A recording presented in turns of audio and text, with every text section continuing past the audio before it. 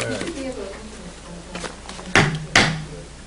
Call to order Hastings on Hudson Board of Education meeting, August 27, 2019.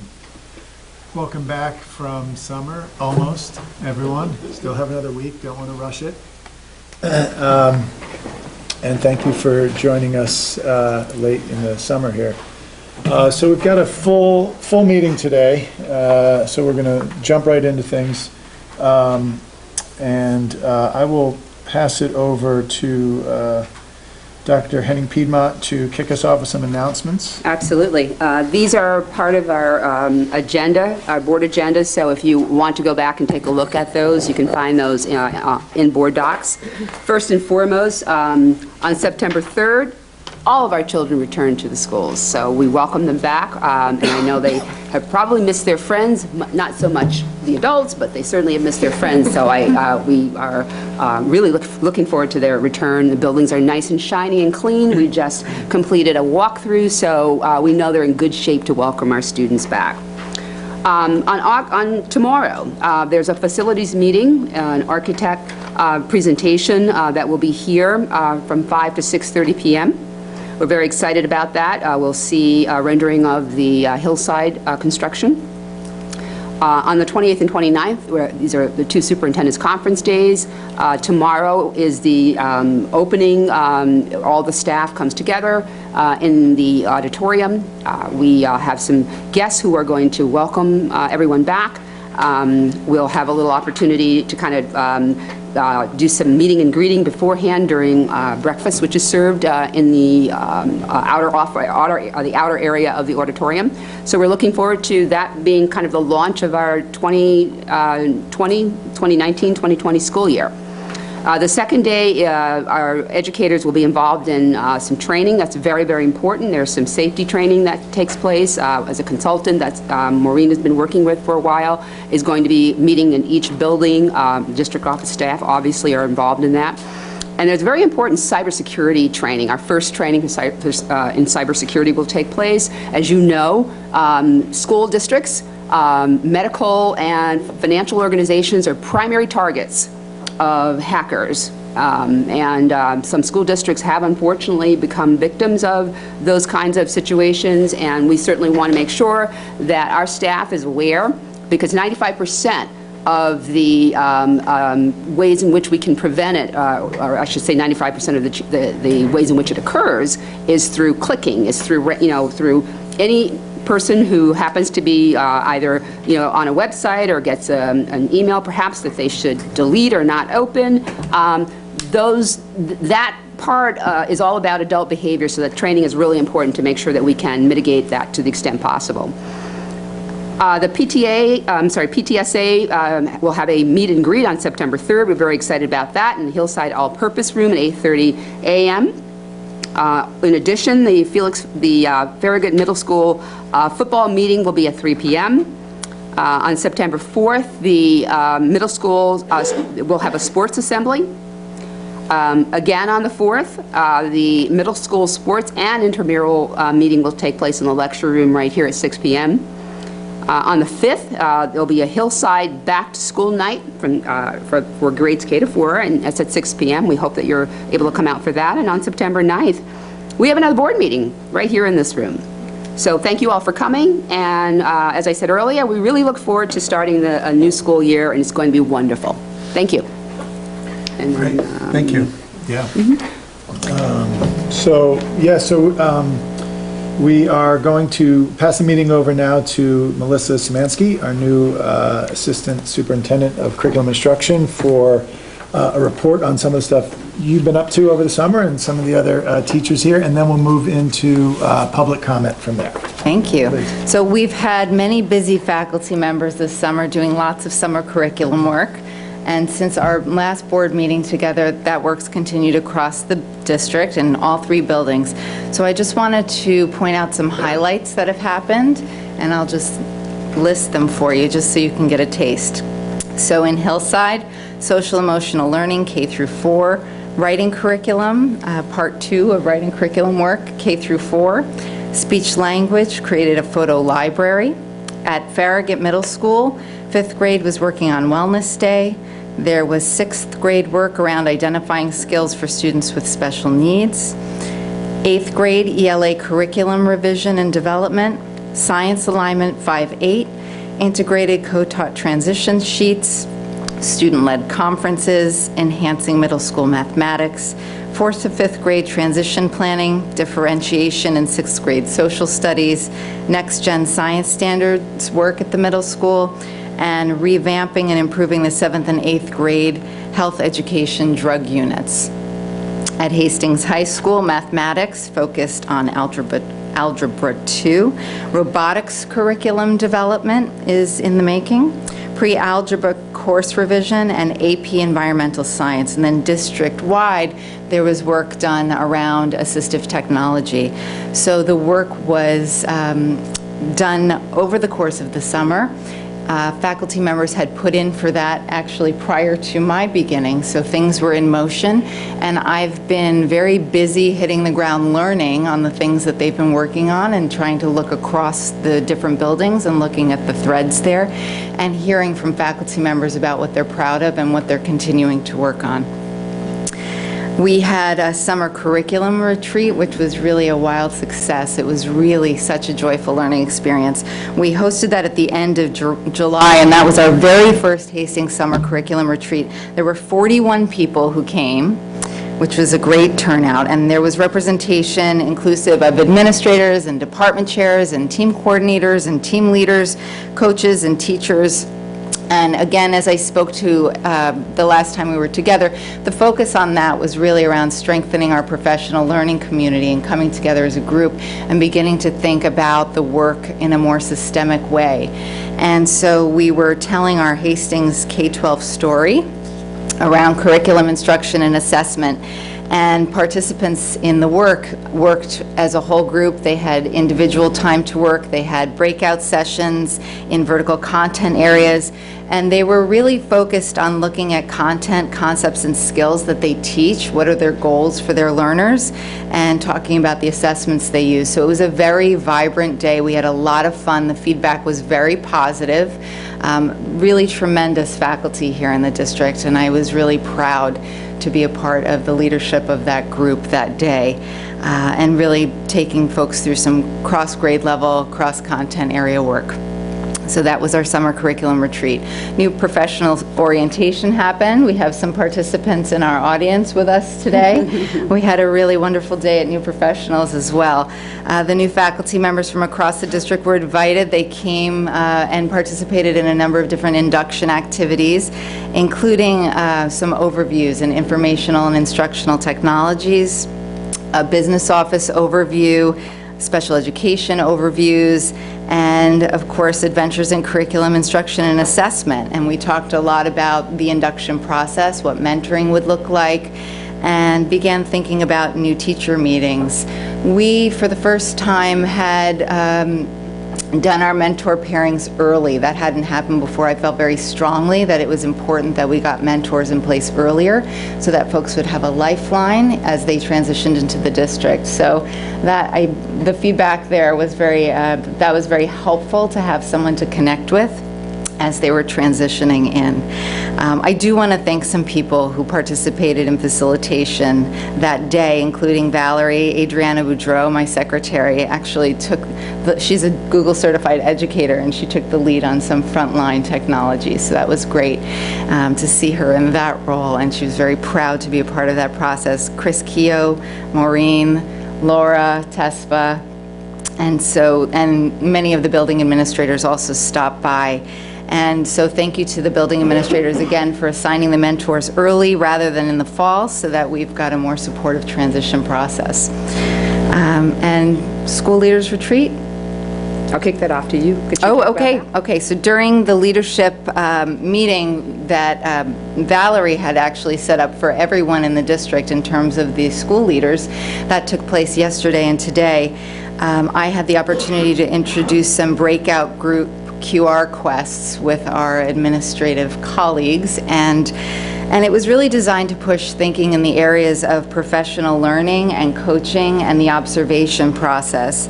And so we started talking about practices in those 3 areas. And we started some visioning work, and we did a jigsaw, so people participated in these breakout groups and really did some exploratory inquiry around that, and then grounded in some readings, and then came back together and talked across group on some of the big takeaways. We also discussed my role in this position and some of the responsibilities that come with that.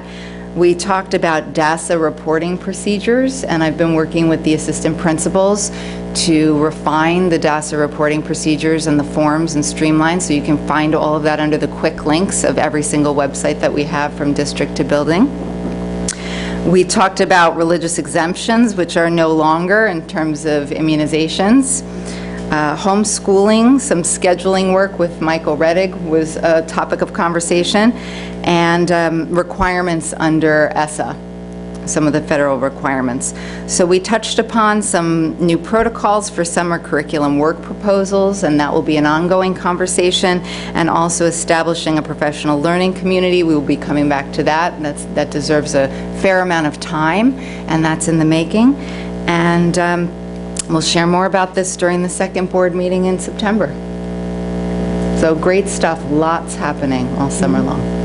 And just one other part of this, our leadership team kicked off the book study of What School Could Be by Ted Dentersmith, and we really enjoyed being able to kind of process together. So there were 2 objectives, obviously. We have to see ourselves as a team, so we did a lot of work together, engaging and having conversations about what Dentersmith presents in the first couple of chapters, which is a totally new image of what schooling could be, and as opposed to sort of our current reality, which is driven by a need to take various tests and focus on that as the end goal, rather than preparation for a world that's very different. And so it was a very engaging, purposeful conversation. We also read an article yesterday led by Marty Brooks, who participated with us in the afternoon. He led us through a conversation about a change through the lens of looking at our system. Are we a high-performing system? Are we a system with high-performing children? So it was a really deep dive into that conversation that'll continue, along with some other readings that we did around change and the McCrell work, which looks at leadership in crafting vision and looking forward. So it was exciting, and we'll continue to, and I look forward to creating other opportunities for book studies. And we have, as I said, 1 volunteer who's already agreed to host the first book study, but we'll have them in the district as well for all of our staff, and we'll continue our book study with our leadership team. And I don't want to volunteer your time at all, but at one point you talked about book studies with the community eventually at some point, right? That's the volunteer. That's the volunteer. We have Great. one Okay. volunteer community member who is already, set up some time. We'll talk together about when it would take place, but I think that's pretty awesome that would take place, and I hope that there are many more like that. So it doesn't just have to be in the district, but I hope others will just host them like Tupperware parties. That's great. Bring food. With this one. Because this is the district-wide read. And we'll have lots of opportunities, and I highly recommend it if you haven't taken a look at it. A lot of provocative ideas that we should continue to discuss. Okay. Does anybody have any questions about anything from Melissa or the board members? Nothing? Proud of the work, really great stuff happening. And there's one line I underlined from what you were saying, which I just think is so critical, which is, during the curriculum retreat, the focus was on strengthening professional learning, beginning to tell our Hastings K-12 story around curriculum, instruction, and assessment. And as someone who does strategic planning, I think the best strategic planning is essentially storytelling. It's collective storytelling. And so that perked my ears up as such a critical piece of getting our strategic narrative together over the next year, 18 months. So that was great to see. Thank you. Yes, thank you. Okay, we don't have a student here. Still off enjoying. You have something? I don't have you here. No, because I had edited Oh, probably. okay, got it. Printed it an hour ago, so Yeah. please Oh, go no, ahead. Probably 2 now, hours ago. yeah, maybe then. So this is, I'm just going to give an update on some news that maybe some of the board has had the opportunity to read about. A recent article that was in the Onboard magazine this past month was focusing on some of the recent audits that the New York State Controller's Office has conducted on school safety plans and compliance. Under the SAVE legislation, districts are required to adhere to the state's guidelines and ensure their yearly implementation and oversight. In order to facilitate this work, most districts, including Hastings, has contracted with an outside consultant to help ensure the compliance in this area. It is an area we continue to strive to improve, and it was a focus for some work we're planning on doing this throughout this school year. So one of the things that even prior to seeing this article that we had planned to do was to have face-to-face trainings on the first day of school with, actually the second day of school with all of our staff, and we're having our consultant come in. And a lot of these trainings are mandated, and some we've used online platforms to deliver. And what we found is that there's also a need to have some more face-to-face professional development for people, because it's a lot for people, and there's a lot of things in terms of compliance with our safety plans that it's important to spend some time on. I'm just abbreviating. Okay, so as part of the work this year, we're going to be working with Dr. Maraglia to review the findings of the controller's audit, because I'm sure there's some areas that we can improve based upon some of the findings that they have found in other districts, and our goal would to be in full compliance. We will be looking at our school safety plan. We have our hearing set with the adoption more than likely on the first meeting of October. We did adopt the plan last year on October 22nd. Really, the plan adoption should happen in September, so we have to think about how we want that to roll out, because doing the hearing in the summer occasion doesn't allow for public comment if people wish to do that. So that's in the works. So I think we have a lot of good plans this year to further strengthen that area. And it is something that it is important. And the controller's audits, I think, really are to help schools. I mean, although people don't like to get written up, it was obviously they're very important, and we want to make sure we're all compliant with that. And then just a little bit about our admin conference days. They, like Melissa had mentioned, they've been happening over the last 2 days, and part of the work that we did talk about with the team was just our update to our safety plans and some plans for this year, which are going to focus more on additional training at the building level and doing some more tabletop training so that everybody feels comfortable. And I think everyone, there is definitely a desire for that, even from our staff, and also as part of our requirement, we are required to do more of those trainings. So we have that moved in motion, and they're going to be working with both myself and the consultant to ensure that all these things are happening. Another important topic that was reviewed today was about the budget process for the upcoming year. We're going to be starting the process hopefully a little bit earlier this year, probably sometime in October, where we typically send out some information to the buildings in November. And this will allow them to really be able to collaborate with Melissa as she's going to be helping with the staffing and the curriculum and all the PD that is part of individual buildings' budget planning cycle. Another critical piece of our budget process this year is to continue with our comprehensive space planning, which we started last year as a result of the bond. And I think it really helped us guide our work in the buildings and the investment of funds in the buildings. And this will help us earmark. And as you saw today on your walk, I think it was much more deliberate this year. And instead of, there's always everyone vying for different improvements, but we need to focus on just the spaces that are required and making sure that we're not only in compliance, but that all the things that need to be addressed are prioritized. Another part that we spoke about today was the review of the Schedule B and extracurriculum process, and we are going to incorporate that as part of our budget planning process this year to have the building level admins really involved in the making recommendations on both what should be thought about adding and also what we should, maybe reassess whether we need to run something in a given year. And that'll just really help us in the prioritizing of the funding of those positions. And we did do some other housekeeping topics that I will not bore you with, but it was a great meeting the last 2 days with everyone. That's great. Yeah. Thank you. No problem. Okay, as I said, student is not here, still on summer break, so we will forego that until next meeting, hopefully. And with that, we'll move to public comment. I have something to read with regards to public comment here. So what we found last year was that we probably need to structure public comment a little bit more. And when I say that, I don't mean tightly, but just give some kind of parameters around it. So I'm just going to read this out here. We'll streamline it for future meetings, but just so that we're all on the same page as we move forward with public comment about expectations and timing, and so everyone's on the same page.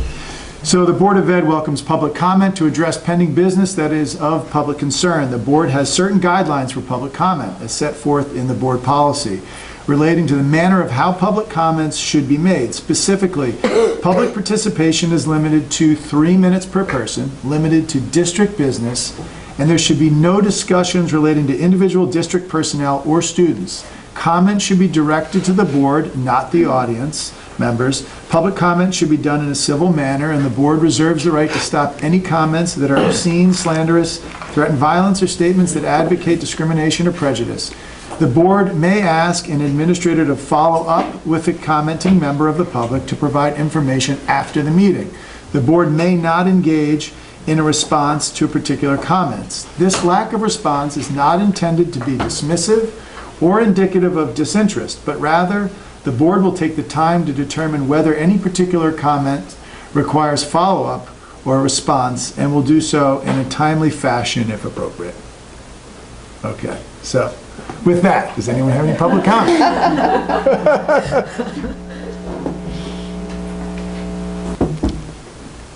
Oh, that was such a good preamble. Okay, no public comment. Okay. So we will move on to some presentations now, and I'll pass it back over to Dr. Henning Piedmont for a presentation regarding Director of Technology and Learning. Thank you very much. About 3 years ago, there was a Director of Technology in the district, and the position was eliminated due to a need to save, and that was a reduction at the time. I mean, none of what I'm going to talk about now actually existed, so the landscape has changed pretty dramatically. So while that might have been a good decision then, it's no longer in our best interest to have a position like this not filled.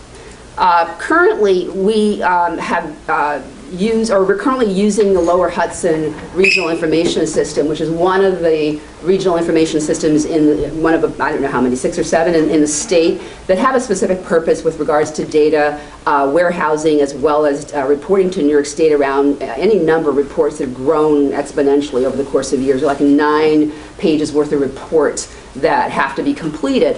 And all of that, does result in ensuring that we have an office that actually helps to support our compliance to all of those regulations. So that has also changed, but the RIC does provide a network, someone who helps, with our network to make sure that we're, functioning and operating and following all of those processes. There is a staff member who is kind of a junior networks person in his role. He kind of does a lot of maintenance around Chromebooks and those kinds of things, and helping manage screens and monitors and so forth, or projectors. And a few other people behind the scenes at the Lower Hudson Regional Information System, but we don't have any technology leadership here in the district. So we really don't have anyone, really looking out for the big ideas of how we should, not only analyze our needs, but also in this era of lots of hacking and damage that can result in ransom, related activities with certain districts. We have to make sure that we focus on how to ensure that we're protecting our own interests and not, we will still look to the LYRIC for certain services that we don't need to have a person here physically doing, and there are a whole bunch of those. But the leadership on the ground to help us to make good decisions about what we do, we have to, it would be my recommendation to the board for us to consider this. So we're in this age of digitalization, and we're also called the Fourth Industrial Revolution. Some of you probably read Mr. Schwab. He's the author of Future Jobs, Fourth Industrial Revolution, which he really describes as having started in the middle of the last century. And the important thing to note is that it's going strong. It's only, intensified with regards to the several advances that he considers to have ramped up the pace of change in ways in which, are incredible and probably not something that all of us, unless we're in the tech world, would sort of understand. But the layperson, the common person, probably would not ever comprehend the amount of change that's occurring. Automation is really disrupting the workforce in significant ways, and it's the technology that's moving that forward. Schwab sort of has identified 4 technological advances that really are within this band of years. So we're 2 years away from sort of the end of this, but the end will also mean a beginning. This notion of high-speed mobile internet access everywhere, anytime, wherever you want it. Artificial intelligence, which we've heard about, and it's present. It's not like this is, Star Trek, that I watched in the 70s where we were only talking about it. It's happening. There's widespread adoption of big data analytics, and we see that here. We have a system called Frontline that used to be only for the management of conference attendance, and if you were a holder of a certain certificate in New York State that required you to maintain it by taking professional, learning activities or engaging in that or accumulating those, that system was primarily for that. Now it's our attendance system that every employee in the district uses. And systems like that keep bringing on other sort of appendages associated with it. That then becomes this huge system where all kinds of personally identifiable information lives. So that requires some management of passwords, management of who has access to that information, whether that's access that's restricted only to the times in which you're in the district, or that perhaps you can do it off-site. So that's a significant change in school districts alone. And cloud technology obviously is something that every organization is looking at. It is, again, it gives us this immediate, anytime, anywhere access to any information that we possibly want. Robotics technologies are also on the forefront. Cobots, these are robots that sit next to adults, to the humans, I should say. And the humans have certain things that we can do really well, but the robots have things they can do really well. And so workplaces have figured that out, and more of that is occurring. Stationary robots, the non-human kind on land, and then fully automated aerial drones, which are around and about. And that's something that you're seeing more and more. And this fella here, he did have a name, the Funny Eyes. He's in the Stop and Shop market, and he's actually on the management team. And what he does is he goes around, and he or she, and it's detecting, stock. It's detecting when stock is low on a shelf. It's detecting whether spaces need to be cleaned, and all of that data goes back to wherever it goes back to. But that just appeared. And you would think it would kind of be a little unsettling. Those eyes are unsettling to me, but it was kind of like just a normal kind of part of the whole experience of shopping. And that's just to illustrate how this is becoming more present, and it's benign. But if this fella is here doing this, you can only imagine the other levels of sophistication that are occurring that we may not be aware of. So basically, the genie is out of the bottle, and there's just simply no turning back on any of this. So according to Schwab, this pace of innovation and these disruptions that are associated with the technologies, they're even going to challenge those people who are in those fields and are considered to be very savvy. So you can only imagine the challenges associated with just run-of-the-mill normal people. So the impact of this is really is going to be seen in students the Generation Z, born between 1995 and 2015, fairly large group of people, 74 million, are the ones who have lived in the digital age. This is all that they know. They have not, seen a Smith Corona a typewriter unless it's in somebody's basement, right? And they are accustomed to devices. They live with this. They're comfortable with this. You know, they know how to use the technologies in the many different ways. And according to Schwab, which is also pretty important, 30% of the world's population is connected to social media in some shape, form, or fashion, whether it's to consume news, to learn, or stay connected. And that will continue to proliferate and make a big impact on the workforce that this Generation Z is going to be a part of. In this report, The Future Jobs, it's estimated that 75 million jobs in the world may be eliminated because of the potential advances in technology that's going to completely shift the workforce. And the global markets know this, which are they're part of this group of companies across the world who were surveyed for this report. They already know this is happening and they're getting prepared. About 133 million new roles will be created, further shifting this workforce. It includes a workforce where we will see humans and machines and algorithms that cause the machines to do certain things, when they should be doing them, what information they should be collecting, how the intervals or the pace or the frequency in which they should be collecting that information.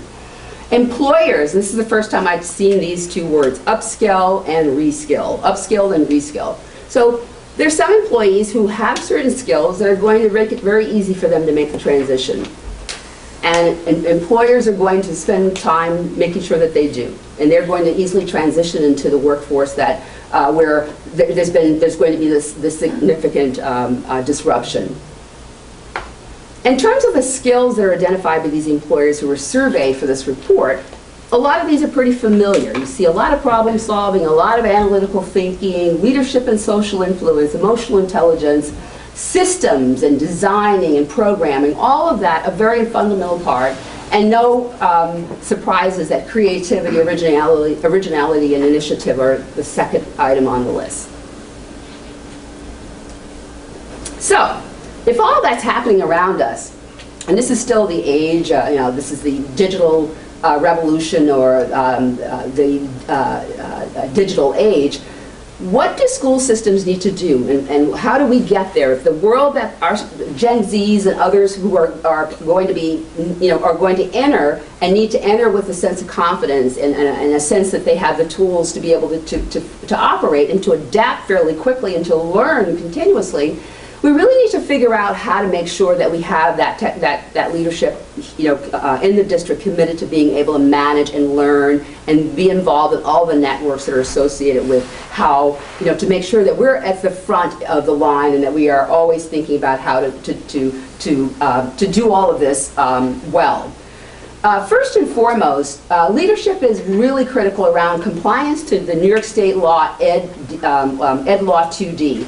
And Ed Law 2D's primary function is to protect personally identifiable information for students and for staff. A technology plan would be needed. We don't have one. That describes our vision, our long-term goals for how to organize the system to support our security needs and also the learning needs of the adults and children. Having that leadership also helps us to manage cost, exposure associated with inventory control, use of applications and free software that's on our network. We can't afford to have that. The free software, is good to have, but that's not vetted and not held to the same standard, and that could compromise our network. There's a case, I guess, on Long Island where the hackers, after they, the district, I guess, was not willing to pay the ransom, to have their system, sort of turn back over to the school district. The culprits basically destroyed their data. And that's the trend. It's not even just to get in, it's to tear it apart. And there have been other cases across the country where school districts haven't been able to open on time because all of those processes were compromised. So there's story after story, every day that we can or every week about this. And so it really is, an urgency for school districts as well. So the Ed Law 2D requirements specify, again, as I mentioned in my earlier comments, that we are primary targets. School districts are primary targets. We're sitting on a lot of information that families may not even discover that a child's social security number is compromised until you're ready to file a financial aid form. And then you find out that you have 3 homes in the Bahamas, and just awful things that could take place. So we have to both protect as well as to monitor all of the systems that contain this personally identifiable information. All the applications and software have to follow guidelines described by New York State under the Parents' Bill of Rights. Districts must adopt a data privacy and security policy by July 2020. The date was originally December of this year, but that shifted. And districts must appoint a data protection officer who's not the technology leader. And that's someone who's just as agile and adept at understanding all of the systems and the complexities, and could be that other set of eyes. And so a district has to figure out who to appoint to do that, to serve in that role. Requirements of this technology leadership: the Director of Technology and Learning, that position in this district was held by the Teachers Association, so there would have to be some consideration around whether or not that continues to be called that, or then if it is, and the board agrees that this is something that's important for us to have, we have to consider either bargaining it out of the unit or thinking about another title. And that's something that to think about. But this person plays a really important role. And again, there's no surprise that creative is one of the first attributes in the description of this person's role. Creative and dynamic, developing and implementing a vision for technology leadership and learning for the entire district. And the role has to connect the technology, the infrastructure, the things that are needed to run all of these systems to learning. Because again, that's what it's all about, is supporting the needs of the learners, the student learners as well as the adult learners. This person would be responsible for all the planning and the developing and the organizing and the managing and evaluating, designing the infrastructure, information systems, all the systems associated with the school district, cyber security systems, instructional and learning, all the devices and all of the equipment that's needed to ensure that our children are prepared for the world that they're operating in and they've only known. The leader would work collaboratively with teachers and administrators, all staff and students, to ensure that these tools are integrated purposefully to enhance learning in the work environment. They would work with Ms. Szymanski and the professional learning team to design and to conduct professional learning for all users in the system. And the leader would coordinate contracted services with the lyric to ensure that our goals are met and that we're seeking the services that we can contract as opposed to needing to do it because we may not have the leadership here in the district. Requirements for the role. The leader has to convene this technology committee for the purposes of developing a technology plan that describes, again, how our teachers will integrate the soft and hardware for learning. The leader will work with the policy committee to establish the guidelines and regulations that focus on not just acceptable use, it's responsible use.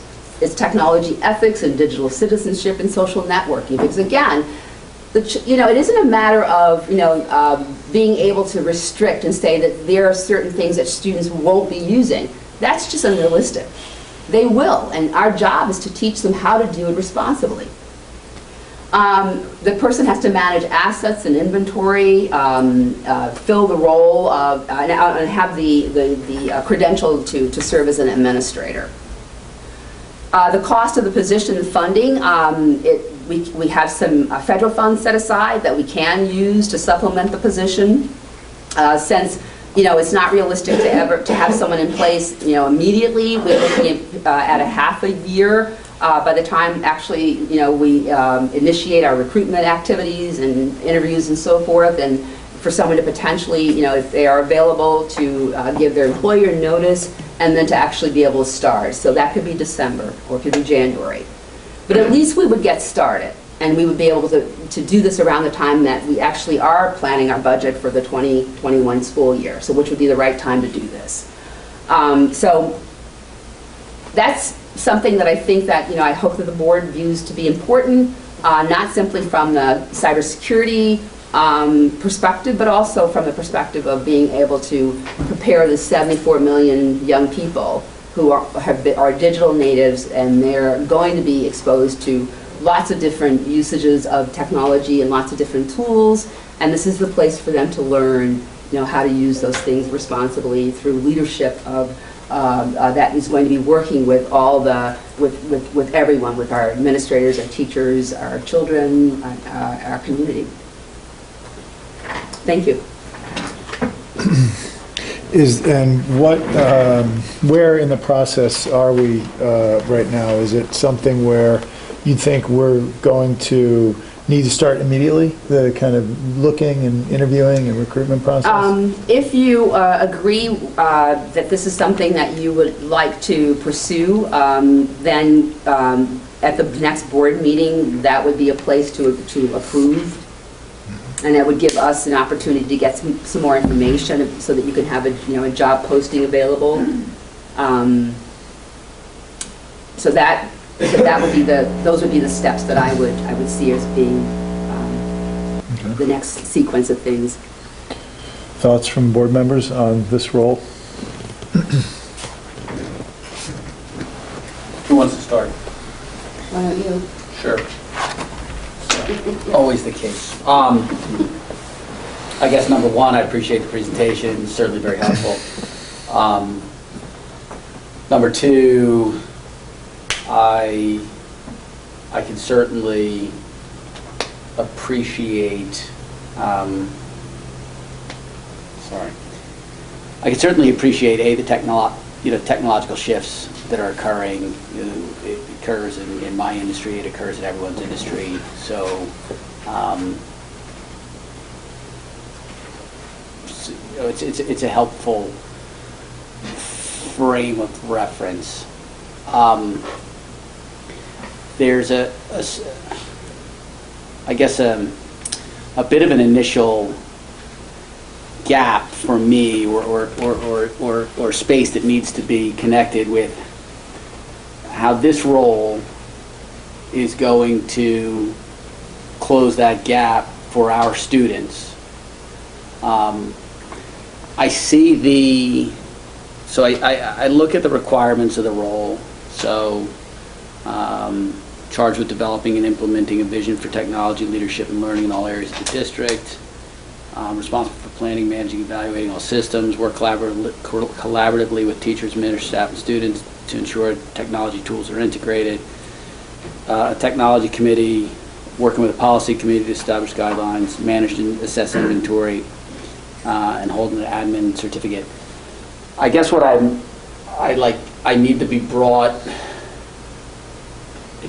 or maybe it's just a matter of my own spending time thinking about it. I don't need to be brought there, but trying to see this role as significant enough over the long-term horizon in a small district that it materially, daily, weekly, monthly, annually impacts students at a level that is equivalent, for example, to the impact that Melissa's role has on an annual basis to the performance of kids over their careers here. Because the price tag is the same. It's not the same, but it's of the same magnitude. So it's undeniable the importance of technology. For me, it's then a question of trying to see this role. Not underplaying or the importance of technology, but I just need to see this role as of the caliber or of the critical nature as roles of its level. And I guess further, it begs the question of we have BOCEs, but I appreciate the way you framed it, which is they are a make it work function, not a visioning function. So I appreciate that.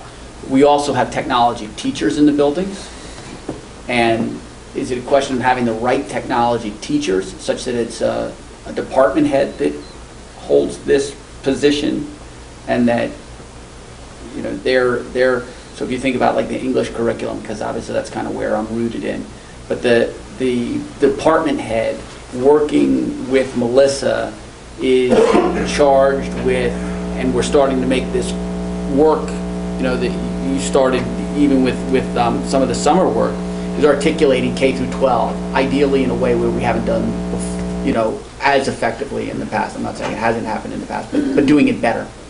And that's not an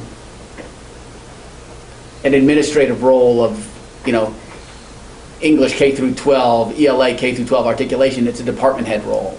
So I think you can feel if it's not perfectly articulate what I'm saying, you can feel the thread of where my need sort of further understanding or further helping me get to the point where you see urgency, I see this is interesting. Mm-hmm. Until you get hacked. Well, for sure. And I then guess we have a different story, which is what I'm worried about, actually. I spend a lot of time worrying about that. I guess, you know, I don't need to experience it to worry about it because, you know, I'm looking at school districts now. You know, every week there seems to be a case where something, you know, is happening, and I can't tell you with any certainty that I know that we have those levels of protections. Yeah. As superintendent. I can't tell you that because I don't have those skills myself, you know, or management of a network or even the ability to question people who have that expertise. So, you know, we don't have that level of leadership to be able to, you know, to manage, you know, the oversight of the services and, as I said, what we need or we don't need. So that's, you know, so that's my concern. And once that happens, you don't get that trust back. You know, we already have some parents who are wondering about, well, the personally identifiable information in the parent portal. Sure. You know, those questions are coming up. So that begs the question so two things that come to mind. I'm glad you mentioned that in that way.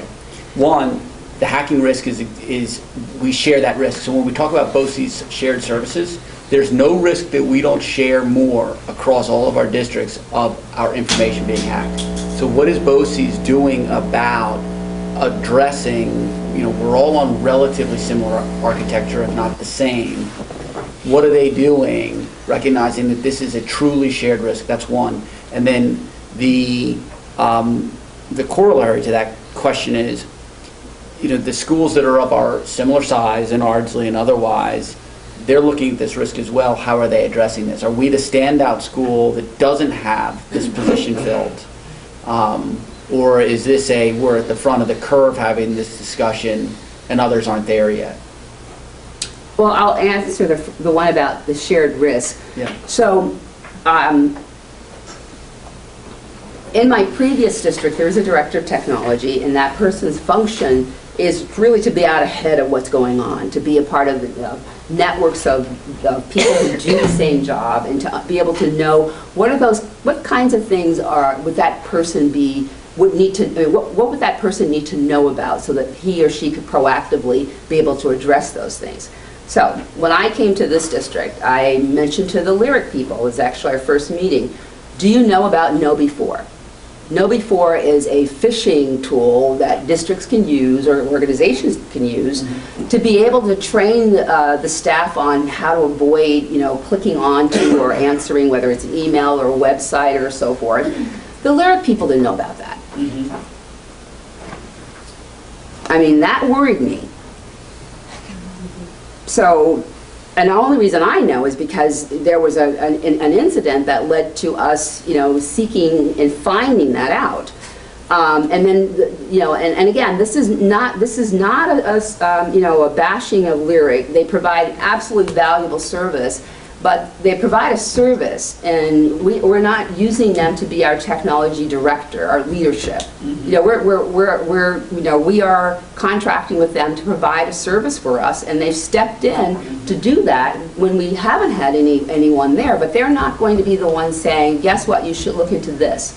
One of the other, you know, issues again that we encountered at the very beginning of the summer, which again is not a slam against the Lyric. We had an outage that lasted for 2 days, that we didn't have internet access. And the source of that's been known for some time. And nothing was done. And that, worried me, to be in, in a service arrangement where there's, we don't have the leadership part of that, because again, that's not part of the arrangement. And something happens, where a system, and I mean, that's kind of unusual for a system to be out for 2 days. Mm-hmm. And, there was a significant, kind of process that needed to take place in order to mitigate that, and that's still underway. So those are examples that I've just seen in 2 months. I think that's a lot. I'm protecting our interests. Our interests have to be protected. And we can look into a variety of ways to, to make this happen. But as I said, I don't feel comfortable knowing enough to be able to ask the kinds of questions to get at things that I don't know, because I'm not attending those meetings with those folks who are in the role of Director of Technology all across, this lower Hudson region. In terms of Ardsley, I mean, districts do a number of things. And I don't know what they do there. I don't know what they're doing in Irvington or Dobbs.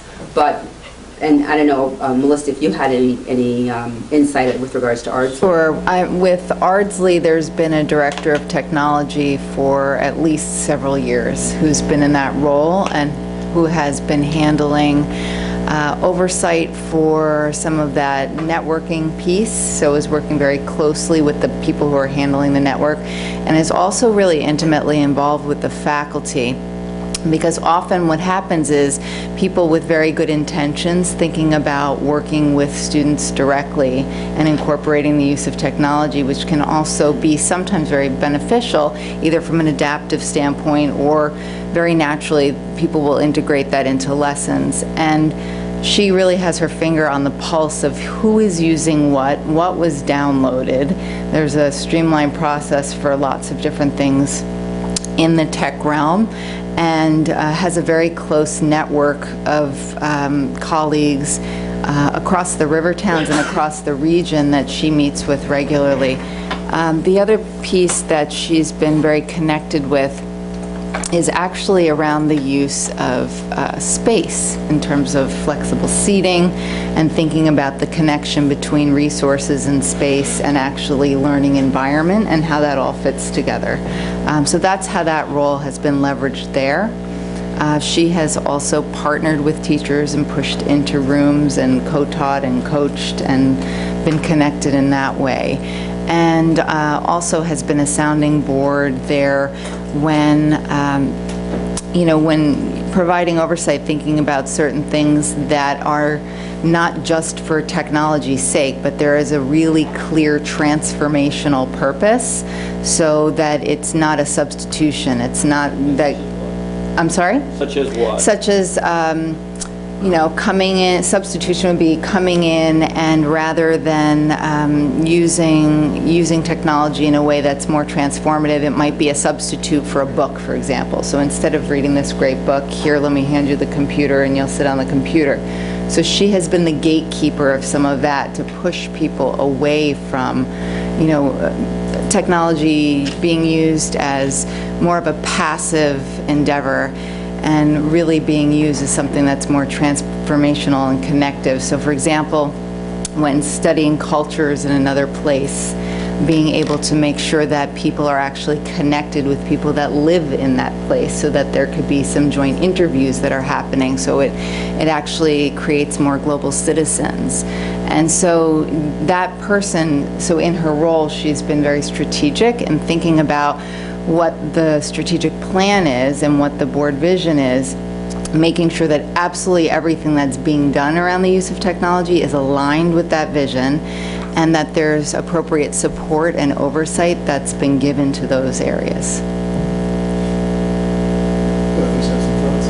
I'm just wondering, and thank you for, because this is what I was sort of wondering, is how much would you envision this role being dedicated to guiding the curriculum connected technology and sort of the use or integration in the classroom, and how much will this position be guiding the management of the technology systems that are necessary for running the district? Because I feel like and I sort of think this goes back to your question, is it's sort of a dual position in that way, and this question of having an admin certificate and being a part, which also previously being a teacher-held position, I think those two things are sort of mixing around in my mind, and so I'm sort of wondering, since you've gotten to know our system so far, how much of each of those roles you see this being successful for a director of technology? Usually in districts, the director of technology is an administrator. I mean, I haven't encountered in my experience, and have been in multiple counties, where that role is a teacher role. There are technology responsibilities for teachers, like a facilitator or a learning technology specialist, which would be dedicated to really working elbow to elbow with teachers in the classroom. They wouldn't have any management responsibilities. So there are a lot of things that don't require decision making, for example, but working with teachers or working with children or working with any number of users in the system. This role, just even under managing Ed Law 2D, this person comes in contact with personally identifiable information. They're holding the keys to the kingdom. You have to see that that's the role of a network person. That's what they're doing. And so you have to, you would not relegate those responsibilities to someone who doesn't have the certification. And I can tell you, that, if you don't have the right people with that, I mean, you can be in, pretty bad shape. So, and you want someone who is, obviously, has some ability to know about systems and how things work. And as I said, being, able to gain the, sort of the respect and trust of educators. So they're absolutely going to need to be able to work with them closely. And be not only in not just in a a role where they are dictating, but they are in the classrooms. You want someone who can actually come into a classroom with a teacher and work with him or her, partner with him or her, develop teacher leaders. Sort of build the capacity of the system over time, but through all of that contact. And as I said, we don't know. I mean, if you just even look at just this notion of the pace of change that will never be as slow as it is now. Even down the road, I mean, there's so much more on the horizon, and so much more that we're not necessarily, kind of involved in because we don't have leadership around that. So I look at what our children are losing out on, so we have a policy that forbids the use of a certain social, social media. Again, in a world where they're not going to function. If these numbers are correct, I have no way of refuting them. 30 million users across the world who use social media for news, to share, to remain in contact. That's not going to diminish. There are just going to be more ways in which they can do that. So isn't our responsibility to teach children in a place where this is the least risk, this is the area the place where there's going to be least, the least amount of penalty for, making a mistake, or doing something that, that shows sort of poor judgment. This is the place of learning and learning to use all of this responsibly. And you need leadership to do that. The average teachers, the teacher's teaching. There's no way they can decipher and make sense of this. And we can't afford to have anything get onto our network that could potentially, have all kinds of sort of legal implications because, as I said, all the information that sits, here and, on any system that's managed by, various, organizations that use these systems, we have to really make sure, at the end of the day, it's the district's responsibility. Something goes wrong, it's not going to be that we can blame, the person or the organization that provides the service. The question is going to be, why didn't you have any technology leadership? Why didn't you have somebody looking out, and making sure that, we're really, knowing what questions to ask, what to peel back and look at. And as I said, really to make sure that children, have what they need to make good decisions about all of this. Children and teachers and every adult in the system. I don't know if did I answer what you were asking about, Lauren? From a, you have another question? No. From a financial perspective,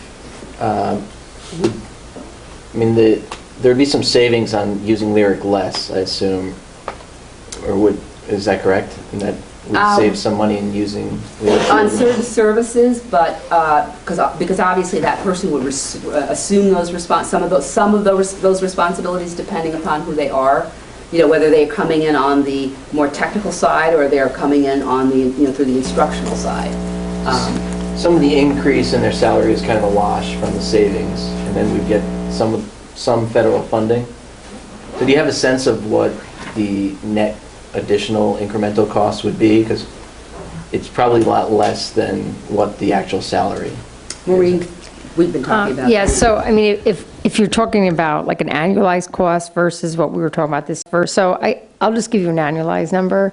I would say with salary and benefits for an employee, for director of technology, you're looking at like somewhere in the 225 range, because you have to anticipate at least paying at least 150,000 on Is the. that annualized incremental or that's annualized? No, that's an annualized, and that's with the package. And then I think the number for the current year we would receive from the federal aid is about $40,000 to offset 40,000.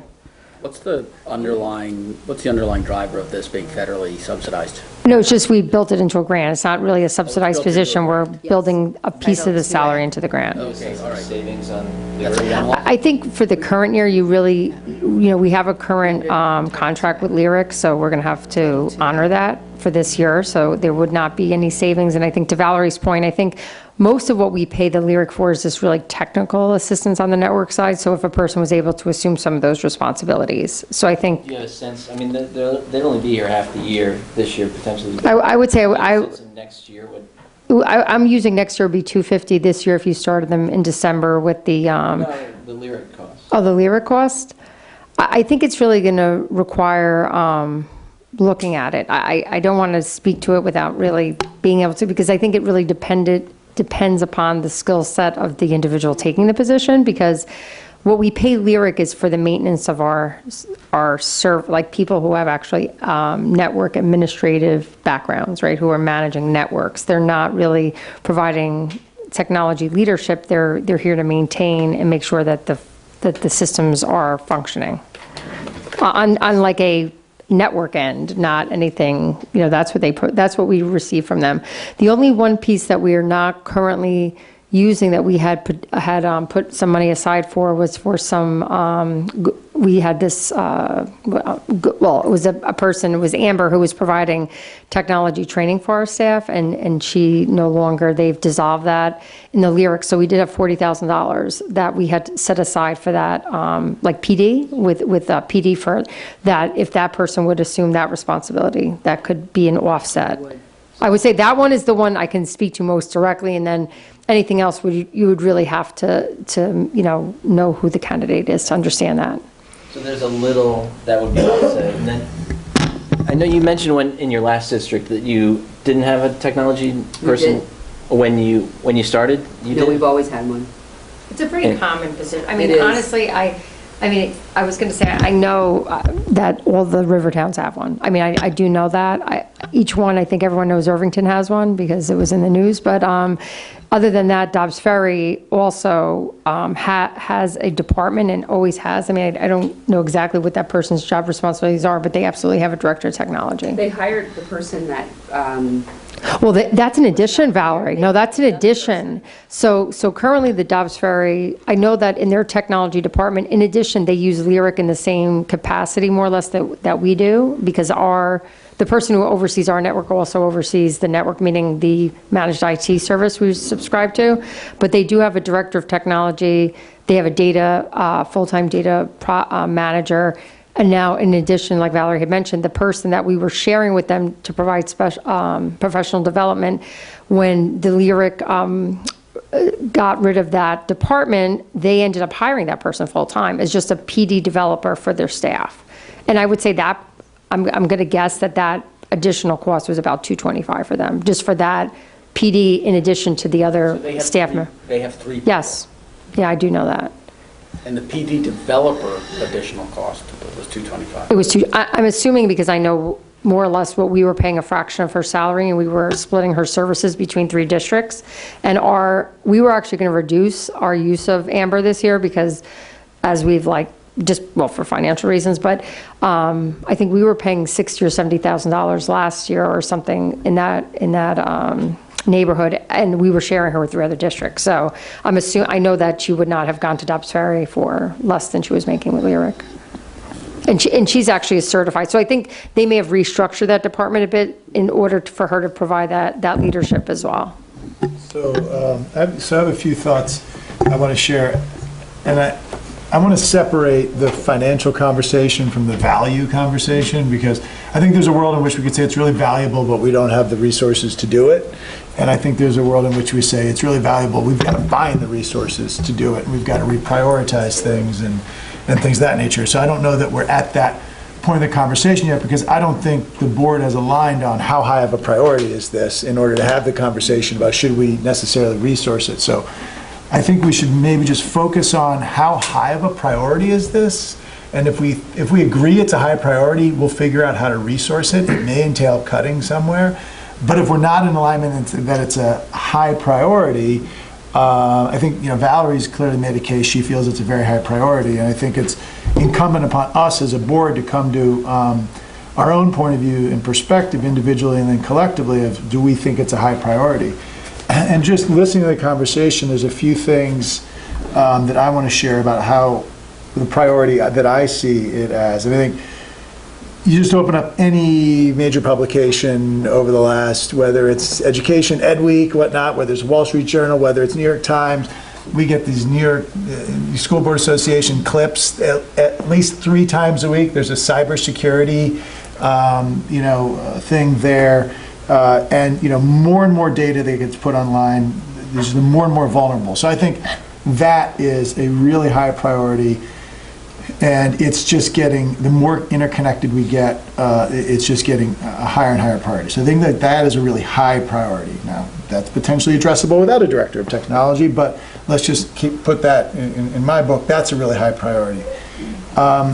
There's this general, over the last 10 years, I've done a lot of work with technology groups and banks, and there's this general, and you may be really well aware of this, Tim, working in a bank, the way that the CIO of a bank thinks about it is 30 or 40 years ago, the technology was like in a back room, and the traders, and people didn't know about it, just kind of ran things.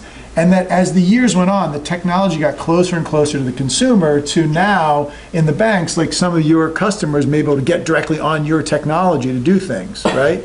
And so it's becoming so much more mission critical. I would probably equate that in a school with, it's gone from back room running a few servers to getting more and more to the front office, that's a business term, but the classroom, to the students are on it more, and everyone else is on it. So it's moving from back to front, and I think that really happened more like 15 years ago, but it's just getting more and more. Now the ubiquity, whatever the proper noun there is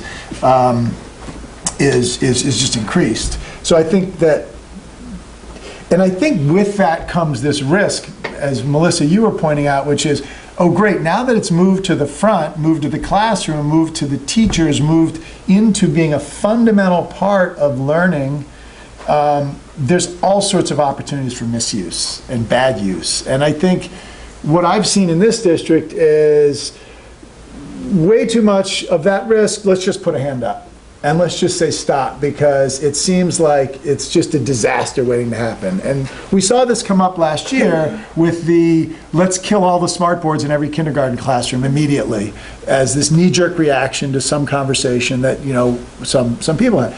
And I'm not saying that that's right or wrong. What I'm saying is, as Melissa was pointing out, which I think is so critical, you've got to be thinking in a very smart fashion about how is this being integrated into the learning experience. And there's a way to integrate those smart boards really thoughtfully in a judicious way, and then there's a way to just throw everything up on them and you don't make any sort of discernment or critical thinking about it, and that's where it goes wrong.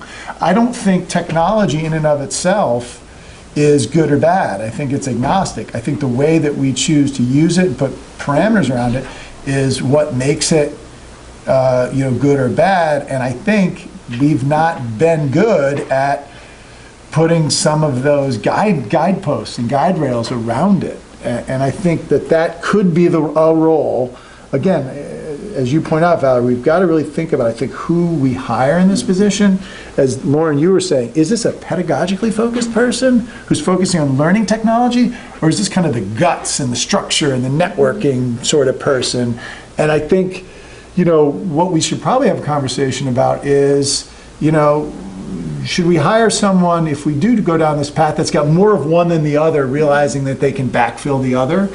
My gut sense, just knowing what I know about technology and business, and I know a fair amount about technology, but not a ton, enough to be dangerous, is that probably someone with the pedagogical focus could be really valuable, and they may be able to get enough in the networking and stuff that we could backfill some of that with BOCES or Lyric if we need to, but that would be really valuable, having someone, but I don't know that for sure. But this smart use of technology, responsible use, I like what you said, Melissa, clearly has a transformational purpose, this idea of interviewing people in other countries. I mean, that's a smart use, only could do it with technology. It augments the learning experience, and teachers are like burned out. They're not thinking about these different opportunities, and it would be great to have someone who would have a consultative mindset that would be able to not only just reactively kind of say, oh yeah, I've got to fix the email, I've got to fix this, but proactively be able to partner with Melissa and say, here's a few ideas about how we could really enhance the learning technologically, teaches kids about technology, also gives them a unique experience you couldn't get without technology, and no one else is going to have the time to really think through that. You brought up the idea of an outage for 2 days. I was blown away that we couldn't get back online for 2 days. I don't know why that happened. I'm not going to figure it out personally, but it was certainly a problem that for 48 hours there was no redundant situation. Again, I'm not pointing fingers at it. I'm just saying it was very odd and something that shouldn't happen. So those are some of my, if you had to ask me right now, I think we should prioritize it. That would be my own personal take. I think we should prioritize it. I think, if you're reading, any of the major publications these days, if you're reading any of the major nonfiction books about economics, politics, we're living in the middle of what is being called now the Great Acceleration economically. And the Great Acceleration is things have happened over the last 100 years that haven't happened for the past 10,000 years. And technology is a fundamental part of that.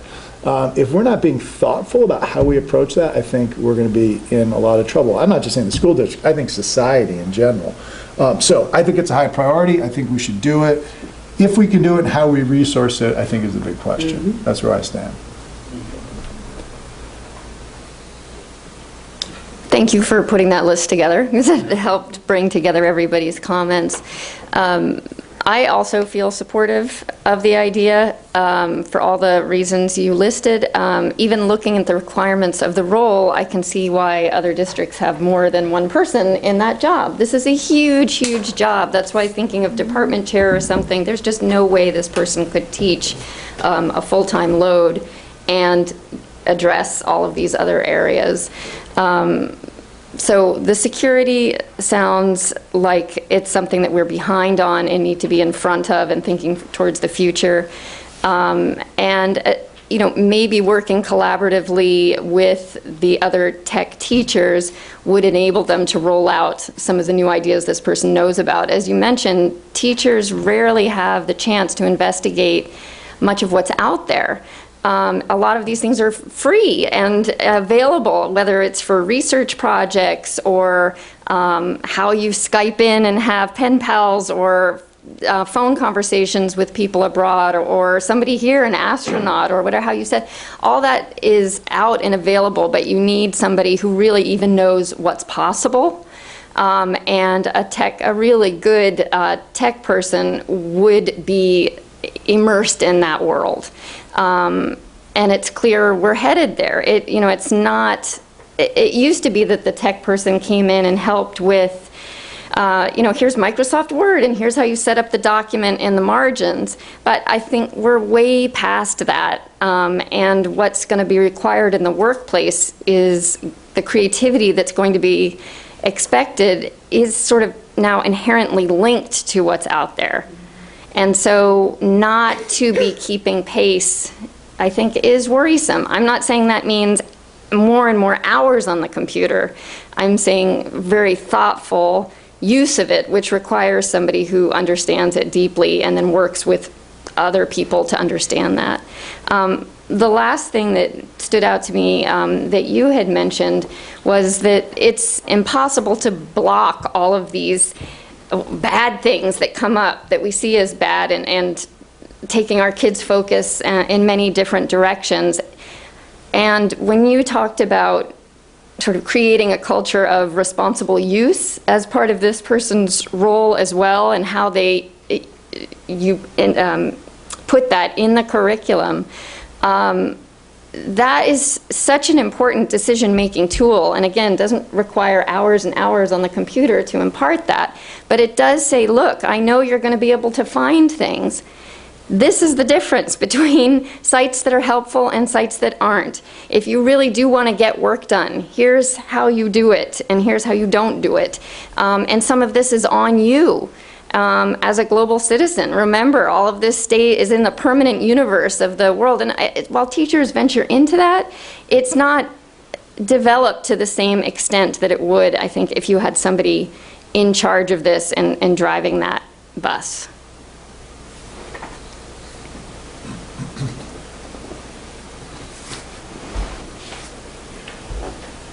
We can come back Yeah. next time and talk about it. Yeah, just say the one thing that, a bit of, I guess, like cognitive dissonance I have is we're jumping back and forth, and it really does become an issue of articulating this role. I think that there's little doubt of the importance of technology leadership in any sort of large organization, whether that be a school, a not-for-profit, or for-profit institution. So there's no debate here, I think, anyone at the table.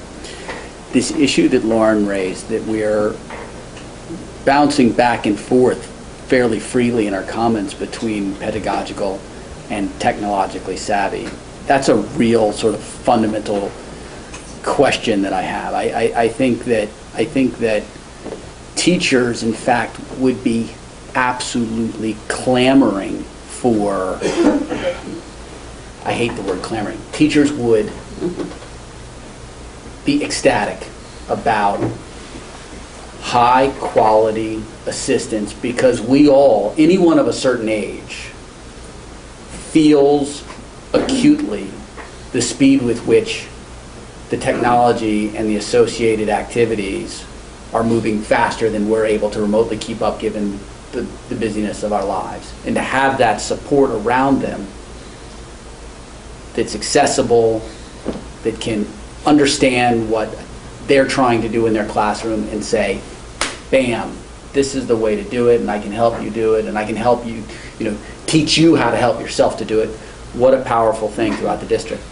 Is that the same person that knows networks and is at the absolute front of the curve in terms of cybersecurity? I would love to meet that person. I suspect it's, so that's just that one piece where I'm kind of like, how do we square that circle? And I think it's an important sort of dichotomy, but I think if I understand, the professional sort of the professional literature around this, or how that role has morphed over time, I think that those things could sit out on opposite sides of the fence. But they can't anymore. You need some expertise and technical knowledge and the ability to do the problem solving around, so if you're going to use a service, to deal with, the cybersecurity component of it, what questions do you ask? You know the learning environment. You have a great understanding of the context. What is applicable or appropriate for this context? So you want someone to be able to know that. And so they, and I just recently read an article from, Ed Leadership about, that it's no longer that those things are mutually exclusive. That kind of, wrestling with, well, which direction do we go in? You need a blend. You need that person to be able to have that sort of, 15,000-foot, view of the system, but also be very, resourceful and able to know, because there are services that, you're absolutely right, we wouldn't want someone here physically doing it. We want that to be a remote service. But the decision-making is, what would that be? When are those things, who makes the decision? And that's someone who really has to be involved in, with his or her other Java-like, colleagues who are also pondering those questions, across the different, school districts in the region and the state and the country, and going to the ISTE, conference, making sure that they're connected to what's going on so that they can be good decision makers, and can also bring that back and make sure that they're taking, educators and administrators with them to these things, so that ultimately we build as much capacity as we possibly can. That last sentence is a big part. That the effective person in this job builds capacity among the staff that are technologically astute, and we do have them in the building. There are, teachers and non-teaching staff that are technologically astute, but presumably their resources just need to be marshaled in the right direction and maybe directed. So that's an interesting point. Yeah. So why don't we come back to this in 2 weeks with everyone, doing some thinking, research, questions, reach out to Valerie or whoever, Maureen, if you've got some questions, and we'll come back and talk about this and hopefully be able to make a decision on how to proceed in 2 weeks. Mm-hmm. With some real clarity, I think, about, we have to think about how we define the position, but also about how we support what the cost will be and how we're going to support it. Mm-hmm. Because it feels like a really big investment at a time when we may have to be making lots of cuts anyway, so. Yeah, and so, to that end, I don't know if there's a way to put together some thoughts about how to resource this, where possible cuts could come from. If you were to prioritize this, what would you possibly, where would you possibly find the resourcing for it? What Maureen's thoughts are about it, I'm sure Yes. you've given it thought, Maureen. Yeah, that's what I was saying. Okay. Thank you. Good, okay. Thank you. Thanks. Okay, so we now have a policy, 3B, independent education evaluation. And who was going to? Lauren Tesfa. Okay, great. We've got the teachers here. Do they want to leave? Should we? Yeah, let's, Do you want to? could we pause for a Let's second? pause for, yeah. We're just getting let's come back to you guys in like 5 minutes, okay? We're just getting our 2019, 2020, wheels turning here, realizing we might not have put everything in the best order on the agenda. We've got some, we're going to move to the appointments. 5A, so we will take some things a little out of order here. And I realize Nora's with you as well. Is that your daughter? Oh, okay, I can't see. Okay, she's much younger than Nora. But Liz, is that your daughter? No, I have a daughter, Susan. What's that? This is my daughter. That's what I said. Okay, I thought it was. Right. I did get new glasses this week, but they were for reading, so they should still work at a distance. We are going to do 5A appointments first. And we've got 2 people here. I think that. Yeah, Lorianne list, right? and Marissa. Lorianne. Who are right there. And Melissa. Okay. Marissa. I don't see, okay, 9 and 10 on the list. Okay, great. So if you look at 5A, there are a total of 13 appointments. Does anyone on the board have any questions about those? Thoughts, questions, and clarifications? Great. And want to welcome, just make a point to welcome here Lorianne and Marissa, and we will vote now. So do I have a motion to appoint 5A 1 through 13? So moved. And a second? Okay. All in favor? Great, so welcome to all 13, and specifically right now, Lorianne and Marissa.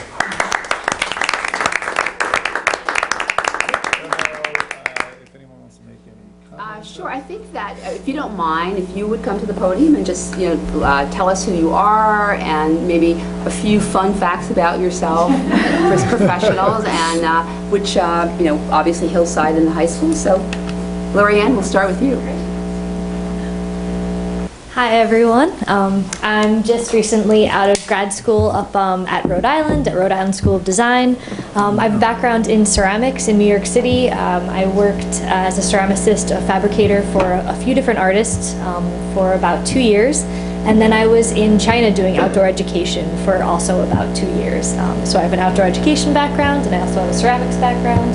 And I'm just really grateful to be in such an arts-oriented school district that's very supportive and enthusiastic about the arts. So I'm very excited about the upcoming school year. So thank you. Thank you, Lorianne.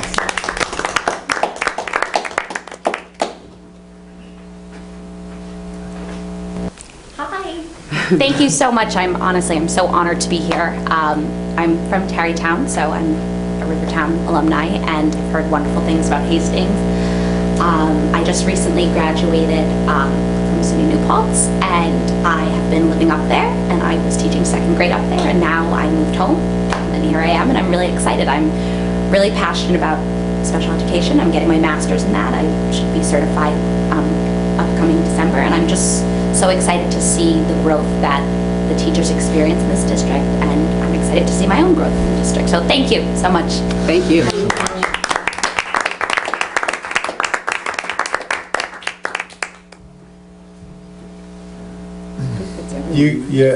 And I would say you guys can stay if you want, and if you've got, somewhere else to go, if this is enthralling, you can hang out and continue to hear, but I'll leave that up to you.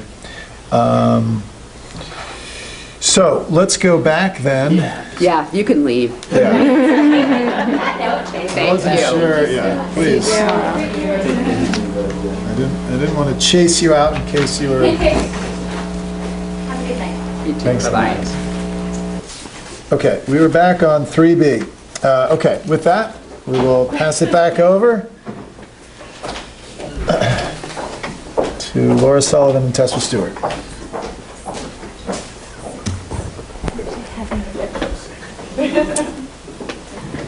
Oh, you have the presentation, right? Do you have anything to present? Yes. We have, okay. That's fine. Should be there.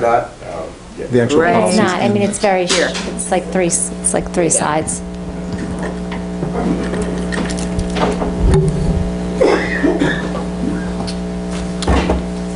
It's just the draft, right? Draft policy? It's just. It's like it's 3 slides. Looks like this. The informational presentation. Chart. Did you click the P?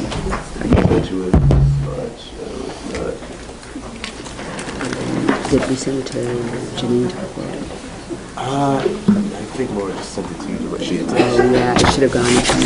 One's at Hillside, one's an art teacher, and one sounds like she's being certified. Sorry. Okay, you can start, and we'll put it Do you want to, on. just talk through it, and then, I honestly, it's really. It's 3 slides, so I can talk through it if you want me to start. yeah, please. So we're here tonight to present on an IEE, and an IEE is an independent educational evaluation. So I'll read you the definition that you have in your policy. This is your policy 4321.4, which was, I think, formerly your policy of 7680. So it states that, amongst other things, an independent educational evaluation is an individual evaluation of a student thought to have a disability conducted by a qualified examiner who is not employed by the district of any public agency responsible for educating the student. So it's an evaluation of the student. Oh, here we go. Yeah, I'm already on slide 2. So I just read the statement. What makes this different, because the statement that I just read is really what we do when we have a child that's coming through the Committee of Special Education. We do a battery of assessments on them, including a psychological and educational, social history, a classroom observation, and then, if needed, a speech and language, occupational therapy, physical therapy, whatever may be added. So what's different about that is when the district does that, an IEE comes into place when a parent disagrees with one or more of the evaluations that was obtained by the district. The parent has the right to explain in writing to the Director of Special Education why he or she disagrees with the district's evaluation. And in essence, just to kind of go through all the legalese, is what they're asking for the opportunity to go and have a private evaluation done, another evaluation. So if they didn't agree with our speech and language part of the evaluation, they can they're looking to have another private speech and language evaluator. It could be the same thing in terms of whether it's a psychological or the educational. There's usually different the pieces of it. So what we've had in the district is this policy that has read the legal piece of what an independent evaluation is. What we've been missing is the actual regulations. So that is what Tesfa and I have spent some time. So if you want to just go to the next slide. So we researched superintendent regulation. It's referred to as the superintendent regulations. We researched what I think may or may not have been Hastings regulations at some time. It was something that I found in an old folder. If you just push the mic away from I'm too you a little close? bit. No, push the mic away from you. Yeah. The closer it is to your mouth, the more it will make that knocking sound. Oh, I'm sorry. So just Okay. either step back or push the mic away from there. Yeah. Is that's that, good. okay, Yeah, okay. thanks. So we may or may not have had these superintendent regulations, but I didn't feel confident in saying that we did because it didn't have specifics on it to Hastings. So we took that though, and we researched local districts. We researched, jump in. I apologize if I'm not clear. I'm sick, one nostril, on medication. So if you guys can hear me, So we did a lot of research. We started doing it with neighboring districts, but believe it or not, they're not that forthcoming with their information. But a few are. And some neighboring districts either post a set of prices, which they're willing to match, or they have some kind of verbiage in which they discuss what they're willing to take care of. So I said, all right, let me start doing some more digging. So I started calling psychologists in the area, OTs in the area, different service providers, saying, hey, what do you guys charge? Believe it or not, some are not that forthcoming, but some were. And I was able to get a range of prices to see what an independent evaluator would charge out of pocket. So I started doing some more digging. So I said, hey, let me call insurance companies. Started calling some insurance companies, and I was able to get a general range of what is charged, whether you're in network, you're out of network, deductibles, etc. So what we would like to do, I believe you guys have a policy committee. Whenever you guys have the time, hopefully sooner than later, we did a little perspective, just talk about the different prices, and to just give you an idea of what is being charged, whether somebody's coming out of pocket, whether the insurance is covering it, or whether a district is willing to reimburse for that cost. So that's really the crux of where we are. But just to let you know what we have put together, and part of the superintendent regulations is what is an independent evaluation, what is the process in terms of, it can be requested by a parent or it can be requested by a hearing officer. The reimbursement rates, which is where we are, that's kind of probably the one piece that's missing from this. the qualified professionals, the characteristics that they would have to have, the procedures for reimbursements, and then just further information. So we've kind of finished the superintendent regulations, which is what you've got as the draft. We pulled all of that together from neighboring districts as well as districts within Rockland and Westchester County. But the piece that we did not feel that we really were looking for your guidance and support and collaboration on is really the third bullet, which is the reimbursement rates. So I feel that at this point, we've probably got a pretty good draft of what the superintendent regulations needs to encompass, but we're missing that one little piece, and that's really what Tessa just talked about in terms of all the research that has happened around that. So that probably would be a great discussion to have at one of your policy committees, to really sit down and we can share with you what the different rates are, where they're coming from different school districts, and really get into the meat of that to discuss, because at some point we really should decide on what those rates would be. And they are outlined. Some districts do it as just one bulk rate. My recommendation would be to separate it out, because sometimes someone is just asking for one evaluation, not just the whole thing, because there may be one piece of it that maybe they're not happy with the OT evaluation. So I think it would make sense to parse it out. So we'd like to be able to share that information with you, maybe at a policy committee. Laura, one question I have, and I apologize if maybe you said this, is what have we been doing up till now? Do we reimburse? So it hasn't, we haven't really had a formal request up until now to do this, yeah. So we've never had someone request another evaluation apart from what we've done at school? Not that I'm aware of. Typically what happens is parents are getting private evaluations on their own, and then they bring it to the meeting. This came about because it's a situation in terms of where it's kind of the opposite. A evaluation was done, and now is a request for reimbursement. So we're trying to think about how does that, fit into this, which is kind of the opposite of what an IE typically is. So we've drafted their regulations, and it's really just coming down to the pricing. So no, it hasn't been an issue. But then I guess the question is, when you come to pricing, I mean, I think just state the obvious, but you have to have a system in place to be updating the pricing. Because 3 years is going to fly by before you know it, and now your pricing is off by 8 or 10%. Yeah, and which is, I think, also part of where we wanted to start you with your baseline of what would probably be what is most commonly being done right now, and then is that something that you want to put into the regulations where every 3 years we revisit it? I mean, that's something that can be added in. Okay. So I guess it'll go to the policy committee next. It does seem weird to me to put rates in a policy. So it wouldn't go in the policy. Okay. So your policy is, if you look at the first page of what was attached to your, that's your policy. So in the draft of where it says the independent educational evaluation, your policy is what's listed first. What we worked on was the regulations. So all you had was a policy that read, if a parent disagrees, they have to, contact the director of special education, a decision has to be made.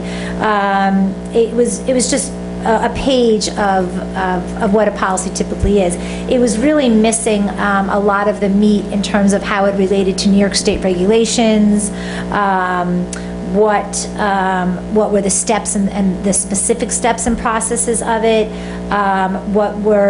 what is a qualified professional, and the procedures for reimbursement, and then contact information and things like that. So it was missing the regulations. So your policy is your policy. I guess there's one thing that's sort of obvious, that within the policy, we probably want to, and it doesn't right now, actually reference the regulations. So basically that you say, you know, to the extent that an independent education evaluation, you know, is approved, the process needs to adhere to the regulations. You just need that language somewhere in there because that's the only direct link that you're going to get. And that's something that, I agree, yeah. But it is by law that we would have regulations. Sorry. No, go ahead. With an eye towards keeping the number of parents who are asking for these outside evaluations, you know, to limiting that number, I'm wondering how you feel about our current in-house evaluators and what their professional development life has been, and do we really feel like we stand behind this team and parents should feel very confident in their findings? So I would say that in being in the position since I've been here, I definitely think that we've hired 2 new psychologists last year, Allison Guiney and Nicole Siegel, and they have really taken over the evaluations in terms of all of the initials and a lot of the reevaluations. They have done a lot of training with our staff. They've trained a lot of our special education teachers in updating their level of knowledge. They have an in-depth level of knowledge that we did not have prior to that. They also started recommending and suggesting new measuring tools as far as more up-to-date, I don't want to say more up-to-date, but more relevant tools than what we were using in the past. And they have time to meet amongst themselves, the district psychologist as well as the building psychologist. And I know towards the middle of last year, that's when they really started having those conversations about the tools they're using and how, I don't want to say valuable, but how sturdy they are and how, you know, should we be using this one as opposed to this, and how does this measure as opposed to this? And, you know, the good thing about all the psychologists, that if they see a piece of information, they're going to dig deeper. They're going to say, well, let me look deeper for their art. There might be a decoding issue here. Well, let me give this evaluation to see if there's something underneath the surface. So that is a shift in, like, I've only been here, this is year 3, but in the past 2 years, that's a noticeable shift that I've seen. I would say that is the most important, that is the most significant piece of it, is that it is taking that next step rather than just delivering a psychological or an educational. It's sometimes you'll see a score that will pop up and on one subtest. On one subtest. And could it be that the child was tired? Could it be that the child lost their attention? Could it be that they were just done testing and they wanted to go home? Or could it be that that was a real significant deficit? So what we have started to do is take that single score or 2 or 3 scores and dig deeper and give another test and then give another test. So I think we're really more in aligned of what those private evaluators were doing in terms of digging deeper, and now that's what we're doing. And as a result of that, we have brought in and purchased many new assessment tools that enable us to do that digging and to give more subtests or to look at a different lens. So I confidently can say now that silent reading, like these are new tests that we just recently started administering these past couple of years. And, you know, I mean, I guess to answer your question, I 110% stand on the work that the psychologists are doing here. I speak for Laura. But, you know, I think this is something that can happen. And, you know, any parent can say, hey, you know, I don't think this is valid and I want it. So I'd rather be ahead of the curve and, you know, have something there to deal with it, you know, and, you know, coming from that perspective. But there's not been one CSEI chair, you know, Laura, that I would say, well, this looks, you know, shaky. Like, I support them 110% in the work they do, without a doubt. if anything, we've gotten a lot of feedback of how thorough our evaluations have been this past year. So I think that it's just coming at a time of where, yes, I can stand up here and confidently say I think we're doing an amazing job in our evaluation process, but legally this is something that we need to have in place, and this isn't like a compliance thing. And I'm, you know, don't want to be out of compliance, so that's really what, and we were missing this piece of it. The policy committee will be meeting, last year it met once a month, and we're coming together as a committee presently to decide on our first meeting date in September. So as soon as we come up with that date, which will be shortly, it will be posted, and of course, you should present this regulation to the committee. It will be posted, or we'll just? We'll communicate it. Okay, great, It'll be great. communicated on. Perfect, because you we know, would love to do, we have all our information ready, Right. we're ready to share, and we'd love to move on this, so. One thing, just from a practicality perspective, when you put it together next time, to redline it, because it's very hard for us to see what was changed and what was the same. So nothing was changed in the policy? So you just added the stuff. regulation. No, yeah, so I didn't, That's all I'm asking for. If it's added, just add it and redline it. In the draft, just to make it stand, I understand. If we You see what I'm made- saying? Right, okay. Yeah. wait, I'm sorry, if we change something in the policy, I was under the impression that I can't change a No, no, the policy. draft, the Just the draft. proposal. Just the draft. Yeah, Oh, just- so the proposal, there was no proposal. We created that entire thing. Although The regulation. The policy should, I think, if it would have been clear, when we present it together, usually we'd like to see it, the text in black as it stands, so the policy that is reading, and then the regulation which you've composed. all new, that Is would all be red. new, would all be in red, Okay. so we would know that. So your first, the first part of the policy, we did not touch any of that. That is completely what you have. Everything after that was newly created by us. Okay, Yeah. great, thank you guys, appreciate it. Thanks for doing the legwork on this. Thank you so much. Okay. Next was Schedule B, presentation? It's clear at the house here. Yeah. Okay, Schedule B. So this summer, I was introduced to this Schedule B discussion as a result of, I guess, a traditional practice that's outlined in the Teachers Association contract with regards to the role of the Teachers Association president bringing forth recommendations of other co-curricular activities that certain members of his bargaining unit would be interested in having approved and being able to offer to students. What I learned was that the items that were on the, I guess, memo that was going to be presented to me was that some of those had not been vetted with principals. So basically, new positions for co-curricular activities were being brought forth in July that were not necessarily ones that the administrators, the 3 building principals, or the building leadership team would have had an opportunity to discuss and determine whether those were ones that they could support. So, and I'm, again, co-curriculars are nothing new to school districts. Every school district has a way of dealing with those. So my question was, well, in my own experience, new positions would have been discussed during the budget development season, not, way past that in July. So that was my first, question. And then obviously the question was not an intention to change, collectively bargain language or language that's part of a collective bargaining agreement, but that just didn't make sense for a system to function in that way. Is it part of the collective bargain that they do it in June? Is that? No. That's, okay. So that then began a conversation that included Maureen, obviously, as our, who has a lot of the institutional knowledge about, practices that have occurred in the past with regards to Schedule B items. I'm going to call them co-curriculars because that's what they are. They're on a document called Schedule B. So these co-curriculars are, in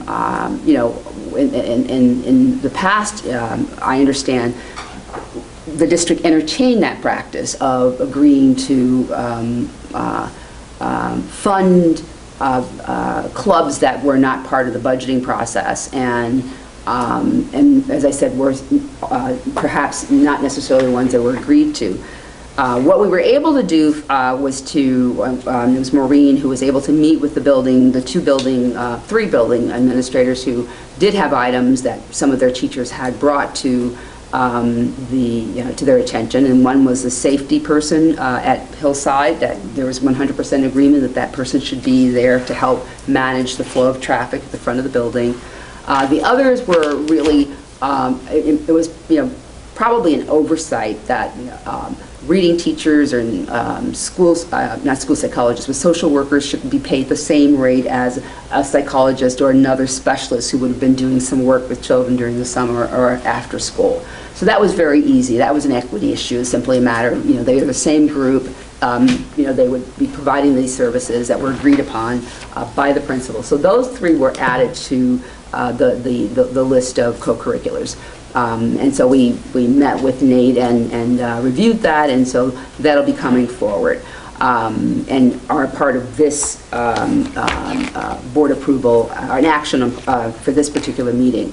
I just wanted to bring that to your attention because I know there's been a lot of conversation about co-curriculars on Schedule B, and it would be our recommendation, and the administrators that we met with today were of the same sort of thought process, that it really should be a conversation at the budget development meeting, and that the principals, like they do for other things in the building, would have a conversation with people, assess the degree to which maybe there is an activity that might have been not fully subscribed the previous year, and those principals would decide, or the leadership team would decide, well, we're not going to offer this, but perhaps maybe we'll offer this other activity that would be, that maybe children or someone else had, raised a question about and asked, well, why don't you have this type of activity?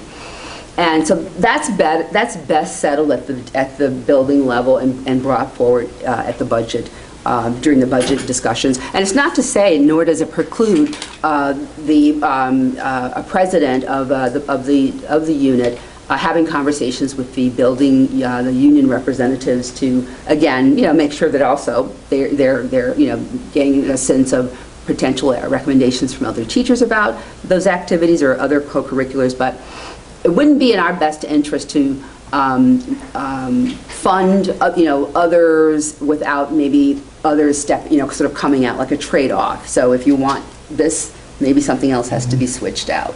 So that would be our thinking if we want to sort of, manage the cost around adding clubs and being the people who have to say no to them, because, that may be a financial kind of dilemma that we're in with regards to maybe other priorities. Maureen, I'm not sure if there's anything else we wanted to add to that. The only one thing I wanted to mention was one of the items on the Schedule B was a holdover from last year when we there was some conversation with the board about paying our specialists who are providing direct services, which is different from just doing PD during the summer, the same rate of pay as the psychologists and the guidance counselors under the current contract receive. So that was something that was a holdover, but that was kind of the priority, like on the district's end, because really it's an instructional service, it's not a PD. So that was one that was kind of known, and that's what we had planned for in the budget. As far as the process goes, what you're explaining, Valerie, makes total sense to me. This is another budget line item, and it should be part of the budgeting process. So it seems, in my mind, to make complete sense to do this, because everything should get thrown into the prioritization bucket. Is there anything you need from the board on this right now? I think just information, because as I said, the practices of the past have been different, and I think you have funded those things, and I think there have been certainly some conversations from various members of the board with regards to how those costs have escalated over time, and how that, as I said, is not a typical practice around those types of those co-curriculars, which are, again, important, but I think that it would make more sense for the building team to figure out what they need, talk to their building union representatives, come up with a way in which they can decide on what's offered if they want to add some new things, which that does happen. There's always an opportunity to add new, but it can't be, on top of other things. It has to be sort of in place of, but as I said, we should leave that up to the building level team with their union representatives at the building to,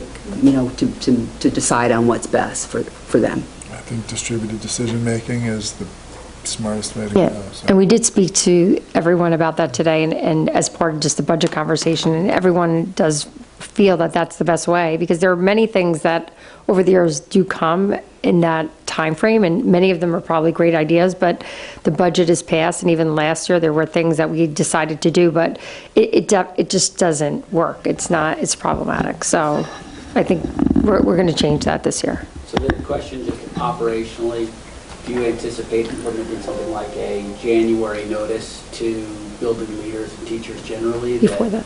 Before that even, because I guess it needs to be closed by when for us to vote on in April. So just wondering what sort of time frame we should be looking for if this goes operational such that it's done, like Schedule Bs are agreed to and effectively, frozen, but for a special exception by, when do we vote? In May?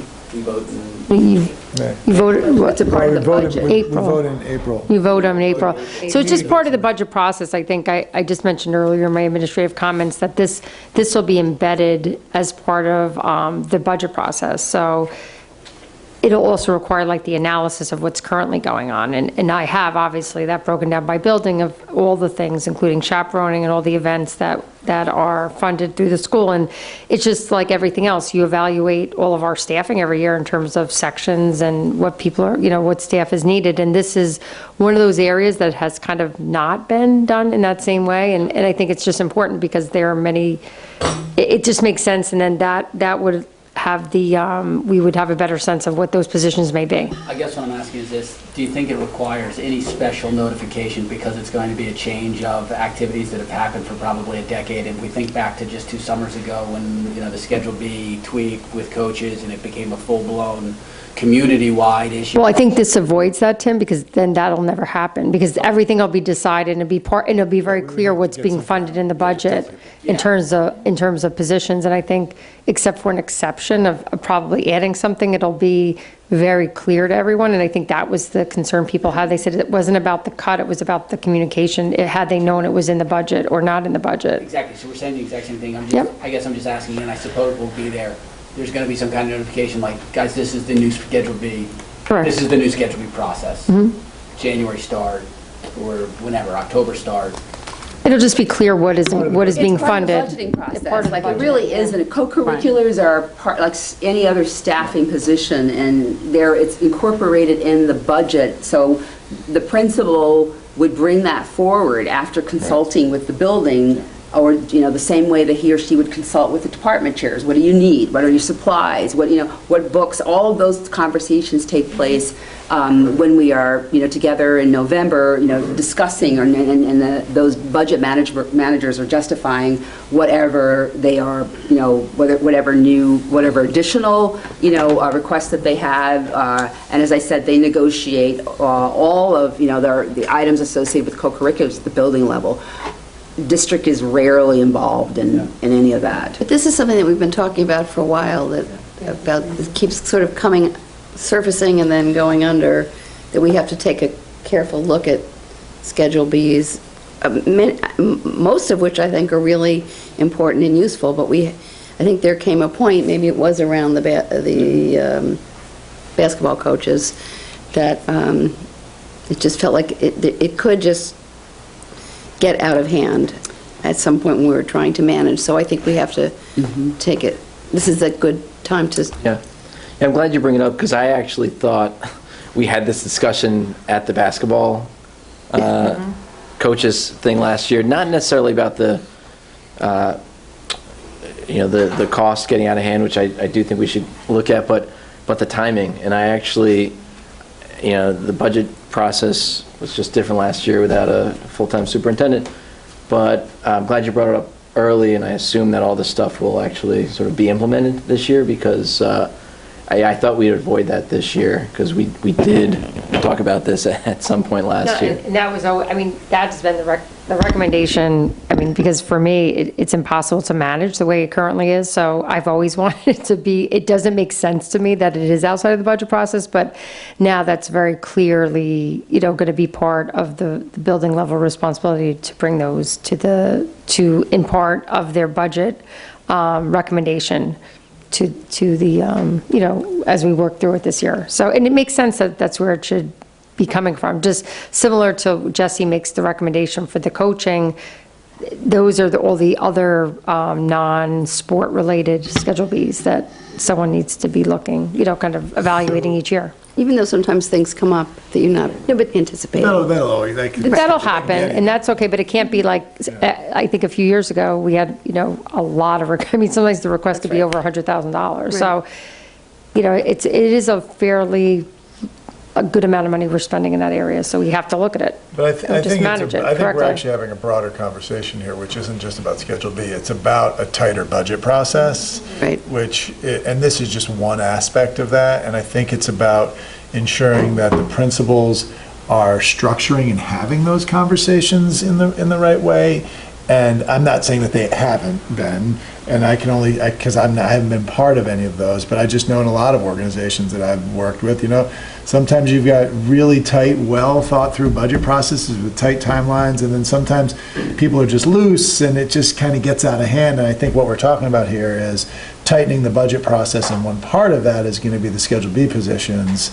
And what will be really helpful is if we have an articulation of that process that I'm sure the principals are going to be a part of. It'll be a co-created, and Melissa and Valerie and Maureen. And then just an articulation of that so that we can see, oh yeah, it starts in October. This is expected by November 1. This is expected by this. And we all just have a clear idea of how it goes. Because I can honestly say after 3 years on the board, it's still a bit of a black box to me, which I don't think is good. Because if it's a black box to board members, it's certainly a black box to the community. And that's a challenge. Well, and I think it's also a time for us to consider the fact that the same level of co-curricular activity does not exist at the K-6 level, the K-5 level. Mm-hmm.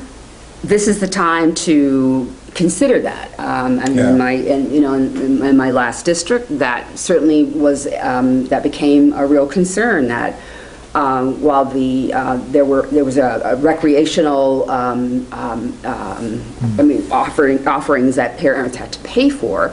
There was nothing for parents at the elementary level that's even close to what's offered at the secondary level. Mm-hmm. I mean, Melissa and I have gotten some, questions about a variety of things that were completely legitimate. Why shouldn't there be a debate club? Why shouldn't there be, STEM or a chess club? I mean, those are the kinds of things that one would expect to see available at an elementary school. And I think when we have the conversations about the co-curriculars that are typically on, a secondary sort of, that occur at the secondary level, we have to have the same conversation about what we want to see at the K4, K6, K5 level. Mm-hmm. Yeah. Hey, does this become a point of tension with the union, potentially? I don't think that they would ever be upset with having more opportunities for their members, but I do think they absolutely need to be at the table. But they'll be at the table if they're building, so that's the union representatives. And obviously, Melissa, Maureen, and I meet with the union leadership every month, which includes, the president and the 3 building representatives. So, this won't be sort of outside of those talks, but I think most importantly, the broad strokes need to be held, those discussions need to be at the building level.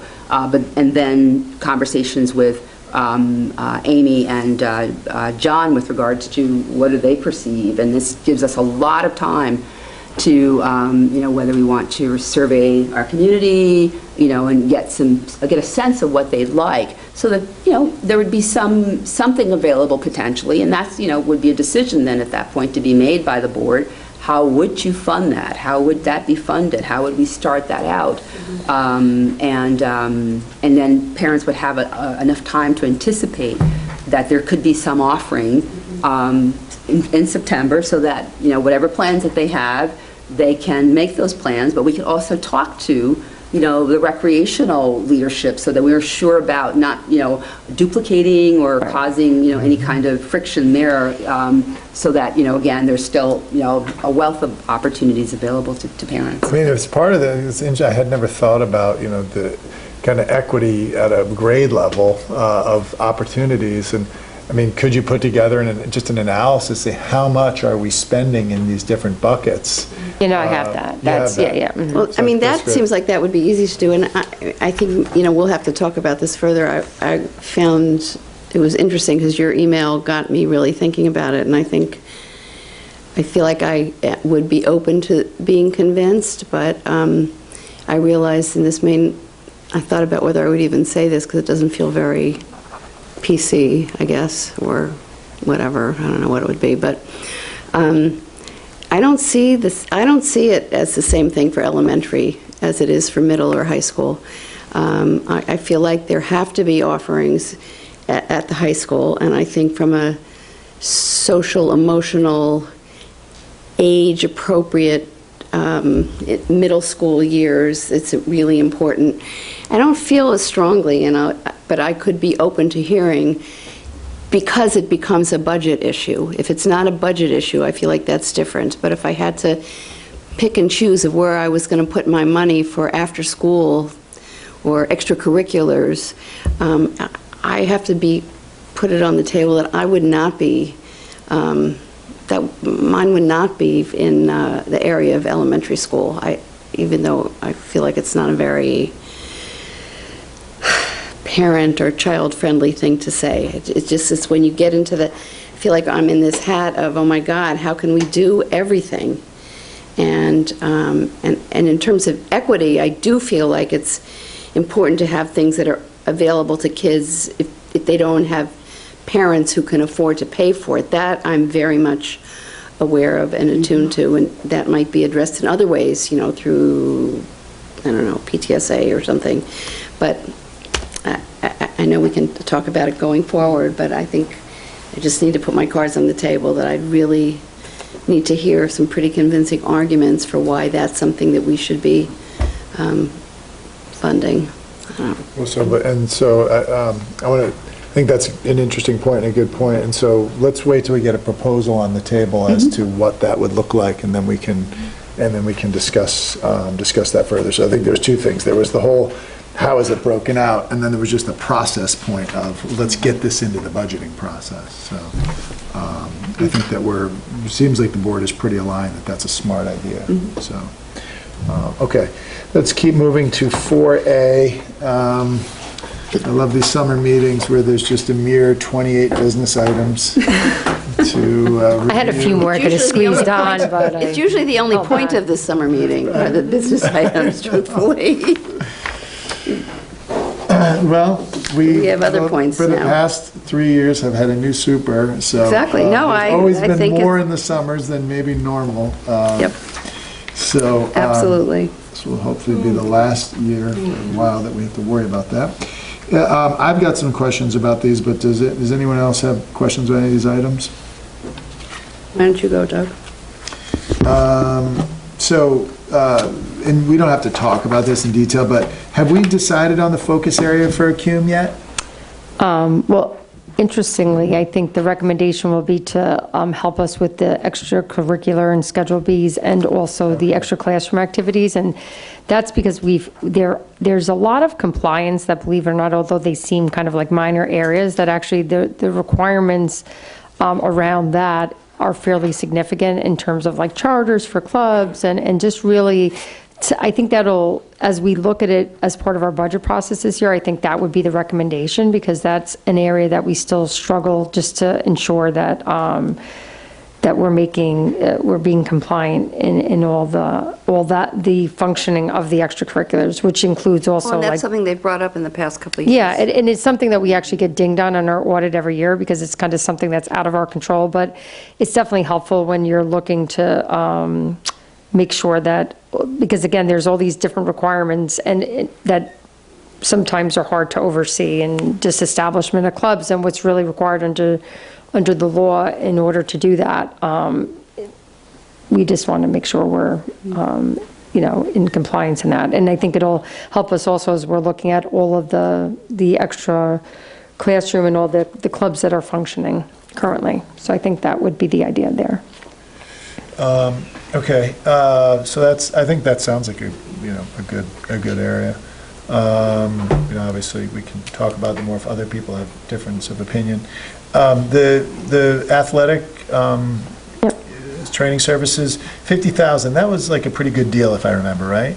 Yeah, so we actually did, we did an RFP for this service this year. We've been using Columbia, has been providing that service to the district, and actually this is an increase over last year of $10,000. We did not receive any other, actually, they didn't even respond to our RFP, and then we did go out and try to engage some other companies to bid on our work here, and between Jesse and I, and just working with that, we were just unable to really find anybody that had the availability of trainers to provide us with that service. So we did, in fact, then re-up with Columbia, and again, that's something I think over the course of time, we may need to look at doing that, either hiring a part-time trainer or partnering with another district, or again, maybe, again, reaching out to some other providers this year, because there's also been some issues with the service.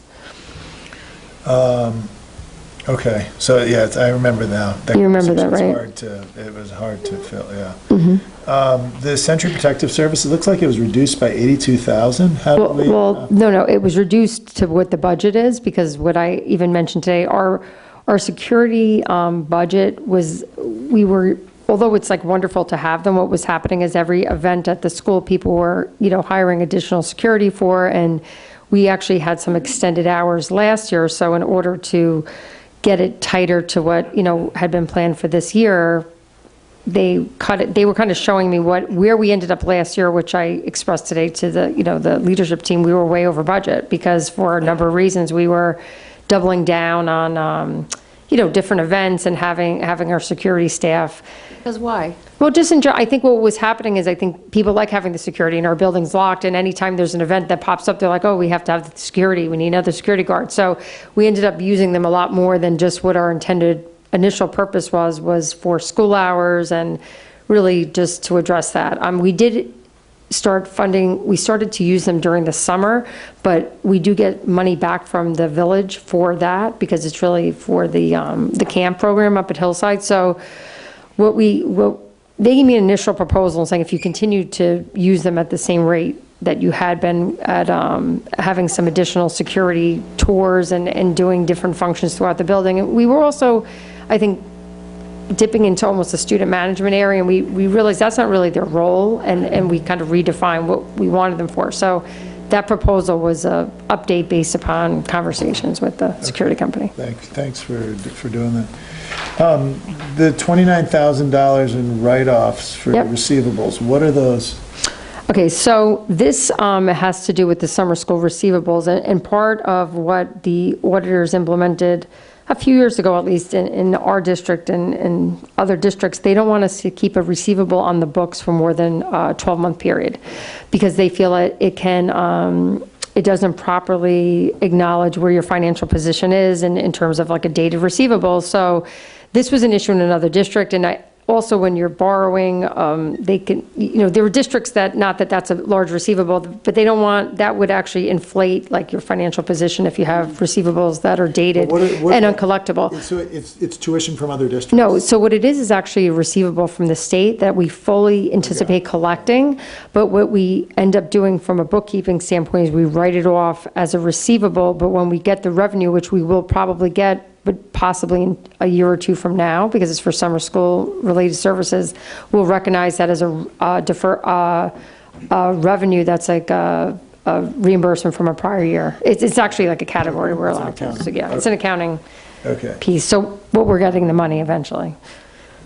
And just help me understand a 19, moving from a capital improvement to capital reserve. Yep. When something's in a capital reserve, we have to vote to get that out, right? Correct. Capital improvement, no? No, so the capital improvement is the interfund transfer, which is part of our yearly budget, and this, well, there's two pieces to this. Well, actually, let me just look at how I wrote this, okay. So I'm combining two numbers. So part of the gym floor replacement was money that initially came out of the capital reserve when we decided to do the work, and this is, there was about 50,000 of this total amount was an excess amount that we didn't end up, when we ended up designing the floor, was we're shifting the money back to the capital reserve because we're done with that. And it came in a little bit less than we had initially thought. And then the other piece, again, is just money that we allocated from the capital reserve into the capital operating fund, that now that job is closed and it goes back. It was originally in the capital Oh, yes, reserve. yes, Got it, mhm. okay. And then the last one is 28, the website upgrade. So $6,000 for that. What is that actually for, the $6,000? It's actually, Maureen, Janine, Melissa was, I think you were doing the new educator orientation. I so was. couldn't be present for that. We actually met with Ellen Lane, who's the Director of Communication at Putnam Northern Westchester BOCES, in the website development. Part of the operation is supervised by her. So the designer and Ellen came to basically talk to us about what we would want, which is why it was important for both Maureen and Janine to be there. And they showed us an example of some websites that they have actually designed, which are consistent with, I guess, every district has its sort of, or every organization has sort of that set of things that are really important for, the end user to be able to see and have when they're accessing that information. They were happy to hear that. Many of our parents do use and access the website. So with that in mind, we talked through and looked at a number of design functions. From the standpoint of how easily it would be for our parents to get to where they'd want to get to, depending upon either information that's been shared with Janine when she's, received phone calls, or from Maureen. So we're trying to minimize the number of clicks to get to basic places, whether it is the happening section or getting to a school and getting information with regards to, whether it's the third grade class or a teacher's website. So they're working to really, come up with a, design that would help to streamline, again, a number of drop downs, all of those kinds of things that really, make it unpleasant, make visiting any website unpleasant on the basis of how long the list is that gets to. Is that money, though, to do the actual? It's the blue, so the page that. The 6,000. The 6,000. Documents. Yeah. The blue one is a description of, Yes, the work. Kind of like, sort of a concept map of, not a map, but a plan or proposal for what they will be doing. And then there's two contracts. There's a request for cross-contract, because this would be done by the Putnam Northern Westchester BOCES rather than the Southern Westchester BOCES. So there's a sign-off that has to take place between both of the superintendents of BOCES. And we also uploaded an addendum that breaks down the actual web hosting design and management cost. So there are 3 separate documents, but the cost would be $6,000. So $6,000 from coming down, doing a needs assessment, doing wireframes to kind of lay out what we need, to picking the design and designing the whole thing. It just seems very cheap for an entire process like that for me. I'm just trying to figure out what's in that. Well, and maybe it's because it's a BOCES service or something like that. Well, it is. I mean, they do this. They do lots of media-related things, so they don't. To help the participating districts, rather than each of the districts going out and contracting with a separate company that does only that. They've hired their staff to do this. So is it best to think of this as almost like a subsidized website design? Because that is, like, from my own business, I paid $25,000. Like, it just seems. Well, we can get your proposals. I was going to say, I'm going to piggyback off of you. You want to pay more? Sure. This is a good number. I guess, go ahead. Is this who Brewster used? We've used them fairly extensively, not for the website. That was another company that helped with that. But they are actually right now working with HID. They work with Somers, so, they're not, this is what they do. And, they're kind of, getting the sort of industry feedback about like what makes sense, so all the sort of, the things that, again, that parents So maybe would... they just have a very streamlined needs assessment process that they just know it and it just bam, bam, bam, bam. That's because, I guess, that's their niche Right, as well. right, okay. And these are this is what And that's 12 days of Is it all work. templatized? Yeah. They do some customization, and that would cost a bit more if they were building it from scratch. But If they most were- of it, they are templatized systems. But then, Valerie, who is it that actually maintains it, if it were to be actually overhauled? So there's so much information that in there that's obsolete, in addition to the navigation aspect, it's just things that haven't been updated in several years that I could just relate to from the top of my head. Exactly. So once this were to be done, whose responsibility is it to actually maintain information so that it's current, so that you can associate an email with a new person, get rid of the person when they're no longer in the district? That's what I'd like to know. They would clean up all of that, and they run analytics on in terms of locations or, a drop-down item. They can let us know how many times someone's actually been there. So that's valuable information to know whether, that's something that needs to stay there, or how do you transition out of that.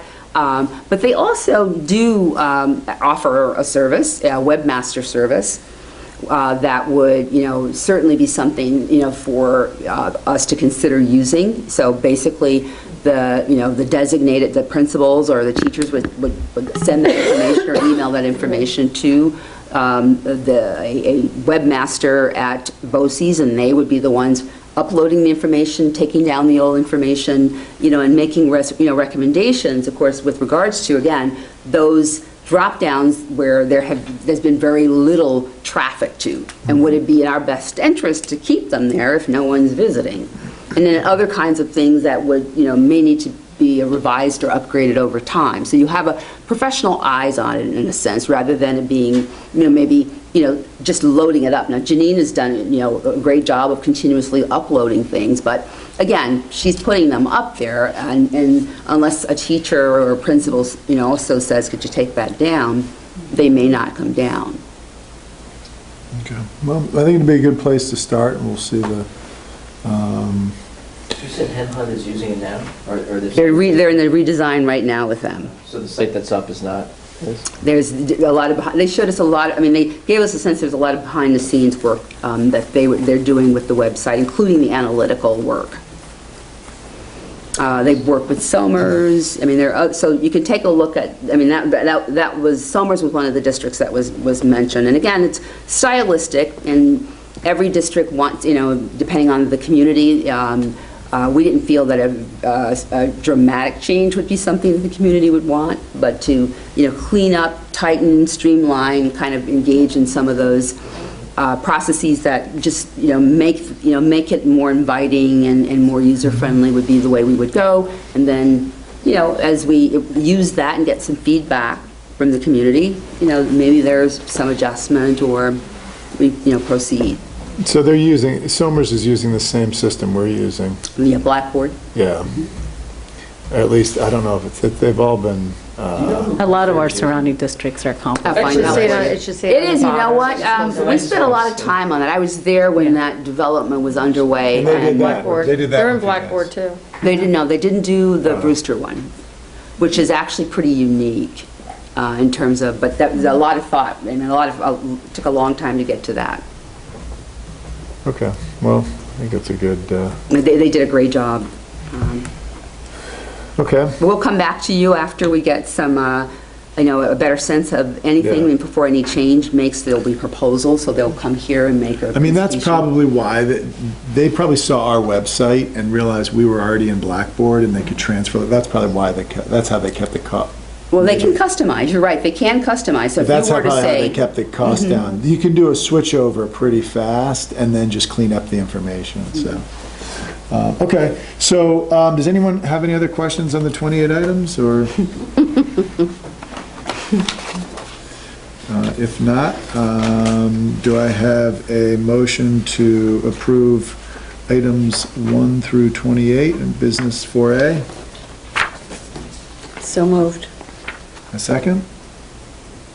Second. All in favor? Okay, 4B, placement for and services for CSC and CPSC. Do I have a motion to approve these placements? So moved. A second? Second. All in favor? Okay. So we've already done 5A, so 5B, 5C, and 5D. Does anybody have any questions about B, C, and D under number 5?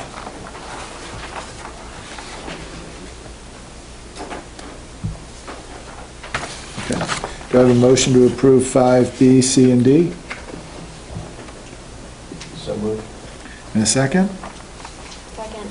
All in favor? Okay. And minutes. Anyone have any questions on minutes from the regular meeting and the organizational meeting on the 15th of July? Do I have a motion to approve both 6A and B? So moved. And a second? Second. All in favor? Okay. You You abstained? Wait, the minutes weren't detailed enough for you? I just said I'm tempted.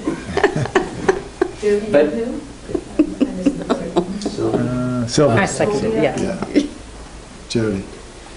BOE meeting dates, was this put on here because we moved it to Mondays and we needed to vote on it? Is that right? Okay.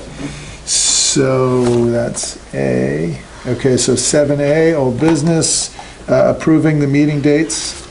Do I have a motion to approve the meeting dates? So moved. And a second? All in favor? Okay. Policy. Contracting for professional services. Have we read this before, Lauren? Or? No, this is This is the first a read, first right? read, and this is a pretty standard piece of policy that came to our attention through audit that we needed to have, and it's the red lines have been reviewed over the summer by Maureen and our attorneys. So the policy committee did not meet over the summer, but because it came up in June, we pulled up a standard policy from NISBA, made some minor changes just to make it specific to Hastings and our staffing, and then our attorneys reviewed it with the redlining. So if you could read through that and let the policy committee know if you have any questions about it, or bring them up at the next meeting for discussion. Okay, great. Board objectives and superintendent goals. So just to give everyone some context here, Valerie originally had shared some goals at our retreat. And then Valerie and Lauren and I got together and we thought it could be helpful to organize them under a broad set of board objectives that then Valerie could put, and so we aligned on those. You'll see those 4. And then Valerie put specific goals underneath each objective. The idea being we wanted to keep it kind of streamlined and not have a multi-layered, level document that was too complex. And so that's what you see in front of you. And so I've already shared one thought, that one thing I think would be good to add, and I think Valerie, I spoke to you about this, was something around not just the quantitative side of the bond, but the qualitative design, that a goal should be to, I think it's kind of in community engagement, it could be in there. You could see some of it folding under teaching and learning, is the space and the design supportive of the teaching and learning objectives? But I guess a question I have is, should we have because we are going into a year where we're doing substantive design bond, planning, should we have a separate 5th area, which is which is, facilities and construction, on its own. I don't know if you have an opinion on that, but that's one thing that jumped out at me as possibly addition or change. And if not, at least getting the qualitative aspect of the design in this framework somewhere.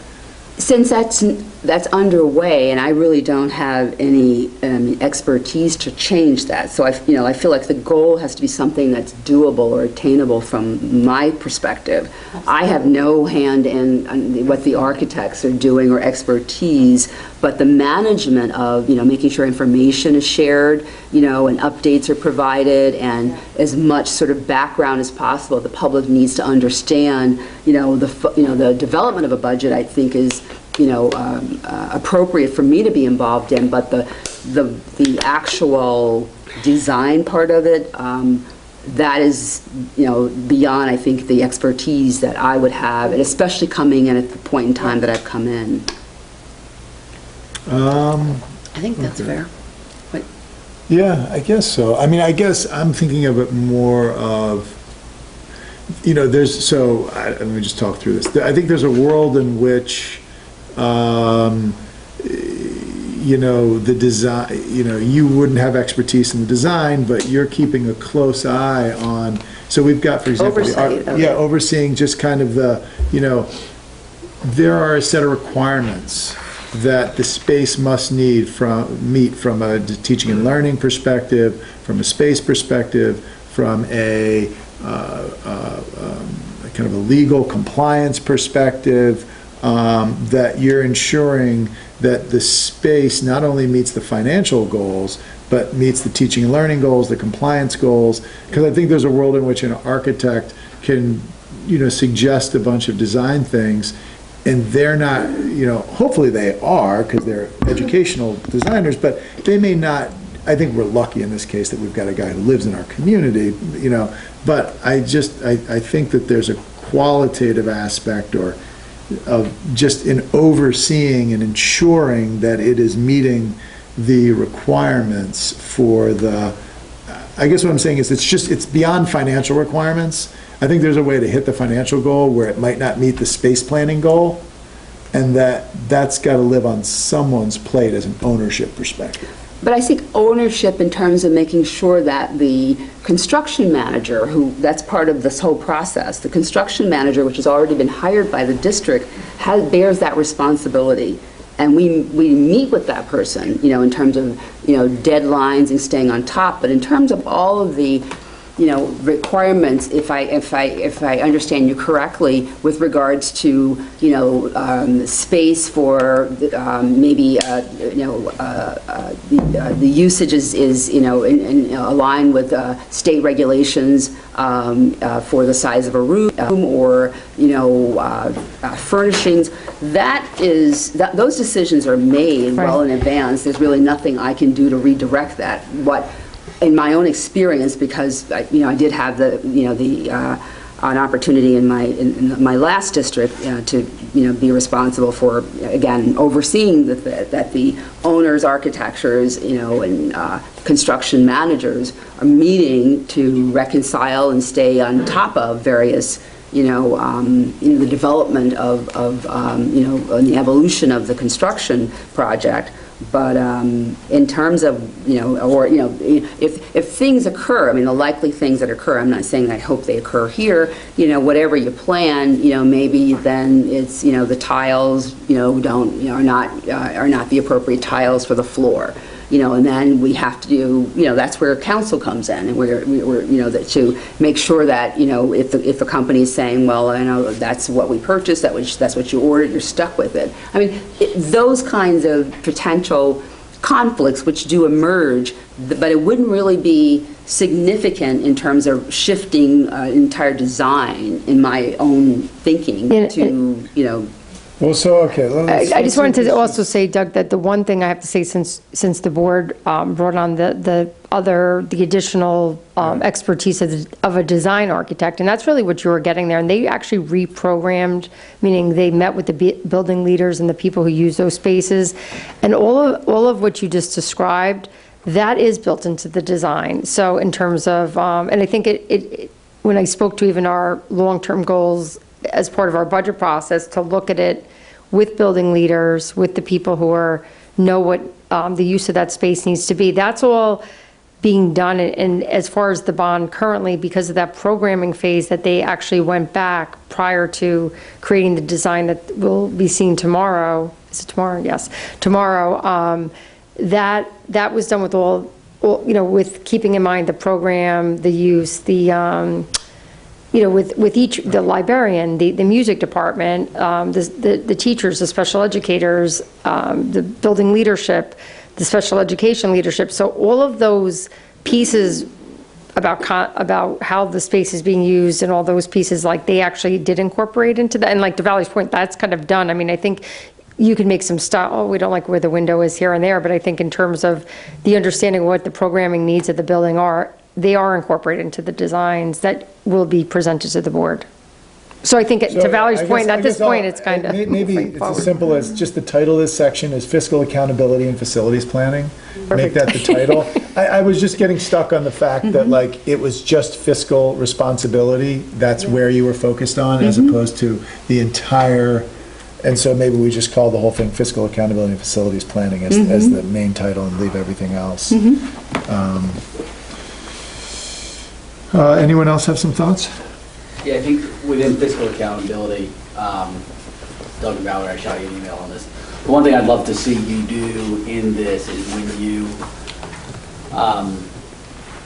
at various points of juncture through the budgeting process, at least one point, presumably much closer to the end of the process, and we're prepared to vote, prepare some view that you have towards what a 3-year projections look like. So I think it just helps frame the understanding of the full board as to we're budgeting for this upcoming school year. And then what do you, as the CEO of the organization, what are you looking at beyond the upcoming school year, but expectations for the out 3? And you're not held to those being realized, but what it does is it presents the opportunity to have discussions about, okay, we're near the end of the process for this upcoming school year. What do we need to have on the radar for additional ones? I just want to add that in as a piece of it. Sure. A 3-year projection, you mean a 3-year financial budget? Okay. Correct. And that, you meaning after we finish this construction bond? Because that's going to be a little challenging if we... I mean, we always provide that. I mean, that is something I always do, a 5-year projection. But I think you're looking about not only, because I can blow out the numbers for 5 years, but you're looking for what other things Valerie may think we need to look at to... Or cost cutting. You know the way I think about it, actually, is that in the 3 years that I've been on the board, you have always owned that quite exclusively. And I don't think anyone else in the organization, and of course we have had superintendent turnover, so that's a big part of it, but I don't think anyone else in the organization owns that clarity of vision as to what the future could hold beyond you. And so that's really what I'm asking. When we talk about what superintendent goals are and we talk about fiscal accountability, there's getting to a sound budget for next year, and that tends to be what everyone focuses on. But then there's this issue of we're a board that's charged with fiscal accountability, which is really a longer running thing. And so I want the CEO of the organization to be presenting that at least once to the full board. This is what I'm looking at from a holistic budget, revenues and expenses, just on a projection basis for years. We're budgeting for upcoming year, but what do years 2 and 3 look like? And are there things that this is what it looks like, this is what reserves, I feel like I always talk about reserves in this sequence. This is what reserves look like, this is where potential issues are, particularly as we talk about, as I mentioned in my email, particularly as we talk about things like New York STRS and you talk about state reimbursements. You may be collectively, the two of you, aware of things to have on the horizon that by just including that forecasting piece, or projection piece, it's not forecasting, it's sort of, maybe they're not that different, but you get my point. We are required to do, that's why I do, I mean, we are required to do that, and that's what I do. And I think to your point, it's definitely something that you always have to be mindful of because of the whole thing with our reserves, and we know where they stand, but, well, that'll be part probably of the budget discussion. We do present that as part of the budget discussion when we're talking about our use of reserves and what, where we're going to be in this upcoming budget. Yeah, so I think just to the extent that it's part of the superintendent's goal, I'd like for it to be an established practice where it's not just on Maureen to share that, but really also the CEO of the organization to share it, because I think it raises the attention across the entire board. Now, I'm a believer in full transparency, and I think that's why I really advocated for the budget managers to be a part of the budget process, because then you really can see holistically, where, how decisions are driven, that it isn't Maureen nor me or as the sole people sort of articulating, the plans for the system, but the budget managers are a key part of that, sort of puzzle. So I look forward to working with them on that, because again, I can't do it without them, especially being a newbie in the system.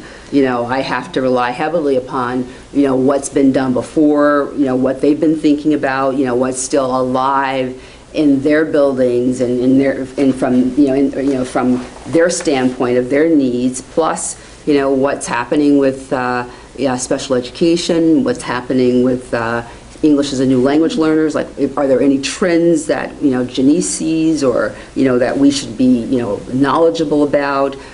Looking at our retirement trajectory, who's sort of in the pipeline over the next 3 to 5 years. Like those are variables that, superintendents always think about, and that's always a part of the conversation, but I think, as you stated, it's really important for that to be something that we're talking about deliberately, which is, again, why I really want the budget managers deeply involved in this so that we can see the whole picture, the community can see the whole picture, and which is why the budget university plan is so critical as well, because we just can't have the conversation at the board meeting. We have to be educating our public in other arenas so that they can understand those pieces what we have control over and those things that we don't have control over. So that absolutely is essential. And it's definitely be essential because you're going to be at a point where you're going to have to exceed the tax cap, whether it be this year or the next. It's just the reality. So making sure people really understand, I'm not saying it's going to happen. It's going to happen to everybody because you can't live within that. So just having the budget managers speak about their needs and what some of the other things we may have to consider that we're not going to have an option not to. So can I throw out a practical maybe solution here? And so if we just put at the end of that last sentence, and communicate how the district manages the budget, comma, or not comma, I don't know, depending if you like your comma, including multi-year budgeting projections. I like it. And just add those 4 words at the end of it. That way, when you put that presentation together, it'll just be part of it, which it probably was already going to be, but. Every year, it really is a multi-year budget presentation. Yeah. But we certainly can make it, clearer that, how whatever you decide is predicated upon the coming year. I mean, every year you're getting some information, so we get a TRS break this coming year. You don't know that. We didn't know that last year. So we have to, so there's certain things that are truly unknown to us still, but I think educating the public about that is also a helpful part of it, because anything that we project, I think, is still a part of, boards, the board's objectives. Like, what do you see the system's needs being? And how do we, how do we ensure that, we're not compromising on certain key positions because we are, wanting to make sure that we are presenting to the public that we are fiscally, mindful of, taxes going up and what the perception is. But I think that is a very, very healthy, important conversation to have with regards to the board's philosophy around, how do you keep the system fresh and how do you remain competitive in this region? And also stay fiscally responsible, right? Exactly. Yeah, so that's the balance. So with those 2 minor tweaks, is everyone comfortable with this? People want to kind of sit on it and vote next time to accept these as the goals, or is everyone comfortable doing that now? This is just something I'm thinking about, and I'm not sure if I don't know that it involves tweaking, but I know that we were talking about this being a good year with 2 new leaders to understand the system and how people have approached what they've been doing and their practices. I was wondering what your thoughts were about having some sort of organizational theme with that, whether the conversation this year, besides getting to know their overall view, does it make sense to put anything in there about, I don't know, reading and writing? What is our overall view towards literacy? It's something that helps as an organizing principle within looking at everything, if you know what I mean, as sort of a place to start. And I don't know whether you guys are more enmeshed in that and whether it makes sense to do that sort of like you're discussing the budget, no, next year or the year after, or if that's something to be thought about for this coming year. What we're careful to do is not come in with a package and present it to teachers. That's the easy way to exit the system quickly, because no one's going to like that.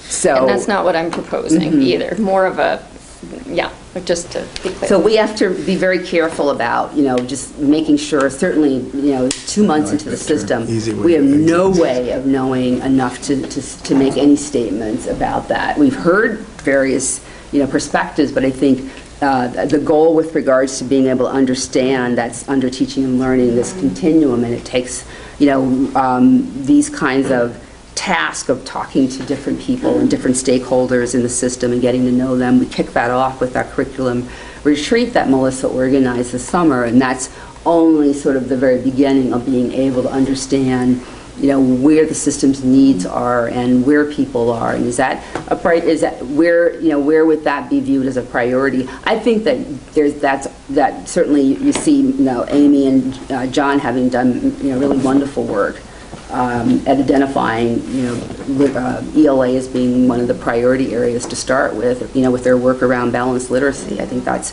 awesome in that, there'll be other, as far as we know, the other principals certainly have things that they view to be priorities, and teams who have, articulated to us, the department chairs, certain goals that they have or certain needs that they have. And so we'll listen to those and bring and keep going back to, really broaden the perspective around, who's saying what. And then, I think at the end of the year, we'll certainly have a better sense of what the system's priorities are, and that we have heard from people and given them a chance to present to us and talk to us about what their needs are. And that would be, to me, the recommendation in terms of making sure that, we don't, as I said, we don't ever come in and presume to know the system, because we don't. Yeah, I think that makes sense, and I think, Allison, your suggestion is a good one, and it's probably like the step below this list, because it could be reading and writing, there could be, you're not sure what the priorities are yet. The one thing, and we don't have to talk about it now, and I think you're probably already thinking this way, that, is what it, I think that, and maybe this is the next conversation we're about to have, but, the check-in process for how am I doing, as the old Ed Koch, expression goes, like, how are you doing on these? And these, I think, are going to be your presentations throughout the year. You're going to focus them around these 4 big goal areas. So I think that makes sense. Right. Yeah, not to prolong the conversation, but I can see the argument for having a separate objective about facilities, only because I think what I was hearing you say is that potential board objective could be to engage the community around ideas related to the bond of how our space informs the teaching and learning in our schools. And I think we've gotten to the sort of point of maintenance of our facilities, but not really a thoughtfulness about how our space influences the types of teaching and learning that can be engaged. So a potential goal could be, Maureen was talking about a space needs assessment that's ongoing. Well, this year, could we think about quality as involved in that? And that could be a potential goal related to that objective. And I don't know if this is the year to have that type of deeper look at that, but that's a way potentially, not necessarily to the bond specifically, but to the system in general, how we could create an objective and goal that could come out through our discussions with the community or with our architects and with that planning. The goal's quality is what you're saying? The objective would be the objective would be to engage the connection, engage the community in connections of space and learning. And the goal would be relating to our ongoing space needs assessment to sort of look at not just the physical amount of space, but the quality of the space and how that's informing what's happening in instruction. With regards to the construction at Hillside, or is this across all three buildings? Well, I think a goal would have to get more specific, maybe just at Hillside. But I think, down the line, I think that would be, if we're talking about learning commons in Hillside, well, down the line, should we be thinking about the Lloyd Library and what that could look like? Or, that's way down the line, and it has nothing to do with this bond, but to not be constantly in a state of just physical maintenance of our facilities, but to be thinking more mindfully about how, in a small incremental way this year, we can think about what those spaces mean for the people who use them. Mm-hmm. I mean, what I'm hearing is sort of the planning for capital, capital reserve, because that's how you get at to, potentially a change in the way that the Lloyd Library looks. Right. So those kinds of things, those kinds of conversations are happening fairly, frequently across lots of districts, because everyone's conscious of, kind of like, the public's sense that, well, you didn't know you needed to do this, and now we have like a $40 million bond. You didn't know you needed to sort of prepare and do these things incrementally over the course of a number of years and save for that. So those things are absolutely, in my opinion, important to do, and therefore they are part of a process, though. Right. Sort of like what decision making, what larger sort of overarching plan has been designed around learning that would make that a priority. And I don't think we are at that point in terms of that part of it. But right. I think in terms of a capital reserve and thinking about where along the way after Hillside do we start talking about other spaces that right. the board feels I just think there is an opportunity in this current bond to engage the community on those connections, and I think we do have a community that's interested in those connections and understanding those connections and participating in the conversation about it. So I could see it as a separate objective and goal, potentially. But as a new superintendent, coming in talking about space is equivalent to a literacy, because again, they're going to think, well, who does she think she is? She doesn't even know the system. I absolutely understand that. I'm just saying that there is an opportunity to begin some type of objective in this conversation with this current work. And maybe not having a separate, having it not separate, but maybe just wording it somewhere within the facilities if we change the title of that one. But I think then that I would be interested in, like, how would I demonstrate evidence towards that, which would require conversations about space, which is going to make people not like me. Because they're going to think, who does she think she is coming in talking about changing our space? She just got here. So many layers here. Yeah, I definitely hear where you're both coming from. It makes, And, you know, so one of the things that makes me feel more comfortable leaving it this way, and Lauren, see if this is that, you know, I have a sense that, Valerie, you have like a real kind of game plan for how the dialogues need to go in the district. And it's not all represented here.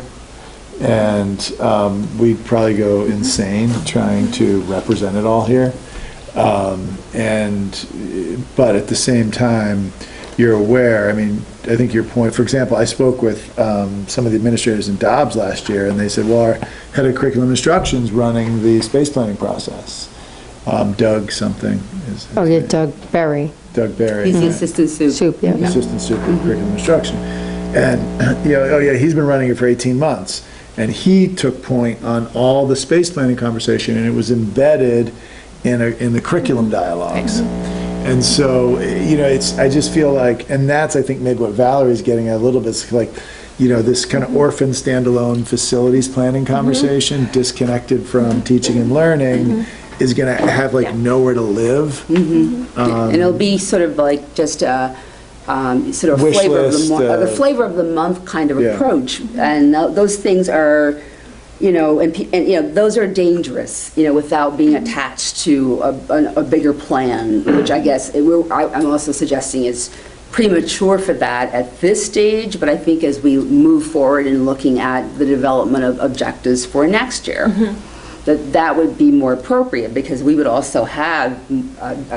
had time to understand, you know, how the system operates, what are, as I said, what are the priorities of our educators and our administrators and our parents. I mean, part of that would also be, you know, kind of a strategic planning process in terms of enlisting lots of, you know, input from stakeholders. Because, you know, at the heart of it, we would have to, it's inevitable, you have to talk about the teaching and learning that would drive, you know, a reason to kind of look at, you know, the use of space, which is a great conversation, and it happens naturally, but within that, you know, connected to teaching and learning. So do you see an opportunity as it pertains to the bond and the facilities right now for any further input, or Maureen, you could even ask, from the community at this point in the game? Is there anything? Well, I think you spoke before about, so we had some community members who were really instrumental in helping us decide on whether we should think about, you know, bringing in a design architect, and many of them are in the field, well, I think all of them were, for the most part, in the fields of either architects or engineers. So I think many of them felt confident that once they helped select the design architect, they felt confident that that individual would be able to, you know, do the work required with doing the programming work and with the design. But certainly Ray had mentioned at one point when we discussed, you know, he wanted us to clearly articulate who he'd be working with, because he didn't want this, like, you know, like, he didn't want to meet with like 18 people every time. So, but he did, you know, he had said he thought it wouldn't be a bad idea to have one or two of those individuals on there if the people, like, he would be willing to have a couple community participants, but obviously as they're moving forward, it's hard for them to work with like a large group. They need to have the owner architects. I think that decision would be whatever you think. And again, we were going to invite people to attend, and we hope that they'll be coming to meetings, and there'll be opportunity at board meetings for people, to, I guess, to give feedback at the podium, right? Just as like public comment. So I guess it depends on how you envision that rolling out. But I think moving forward, we will have our meetings, and we really have to set those based upon when our internal group are available to meet with the architects. So that makes sense, and so I don't think there's a good, But I think we'll, certainly want to make sure that people are aware of when, I think they'll be excited to see the designs. And captured here. I think yeah, that's and I think the idea would be that next board meeting,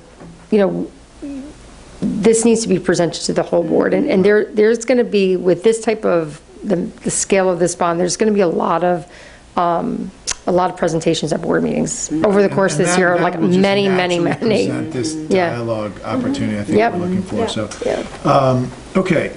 Well, so do people feel comfortable adopting this right now, or no? I do. Yeah. Okay. So do I have a motion to adopt the Board of Ed objectives and superintendent goals for 1920 with the additions we've discussed here, which is adding facilities planning in this one sentence at the end of the second superintendent goal? Second? All in favor? I don't know if we had to officially vote on that, but we did. Okay. That was unanimous? Yes. Okay, so can I suggest for 8C, topics for upcoming board agendas? Valerie, do you want to just take a shot at creating a draft of 8C before we talk about it? Was that in, I didn't see one, was that? No, I thought we would have a conversation because it also is, since it's the board's meeting, like, I don't want to presume anything other than a couple of things that we had talked about, for example. The reason I was thinking it could be helpful, though, is because I think you have in mind, for example, I'd like the principals to present quarterly on this, or and I think that would be really instructive and helpful for us. And then once we see that straw man, we can say, oh, hey, what about this, or I would add that.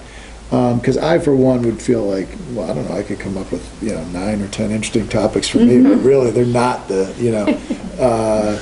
and I think you've got a good feel for, like, the rhythm of a year and what, I think for a variety of reasons, we've gotten off of a good rhythm. And it's been, kind of very reactive.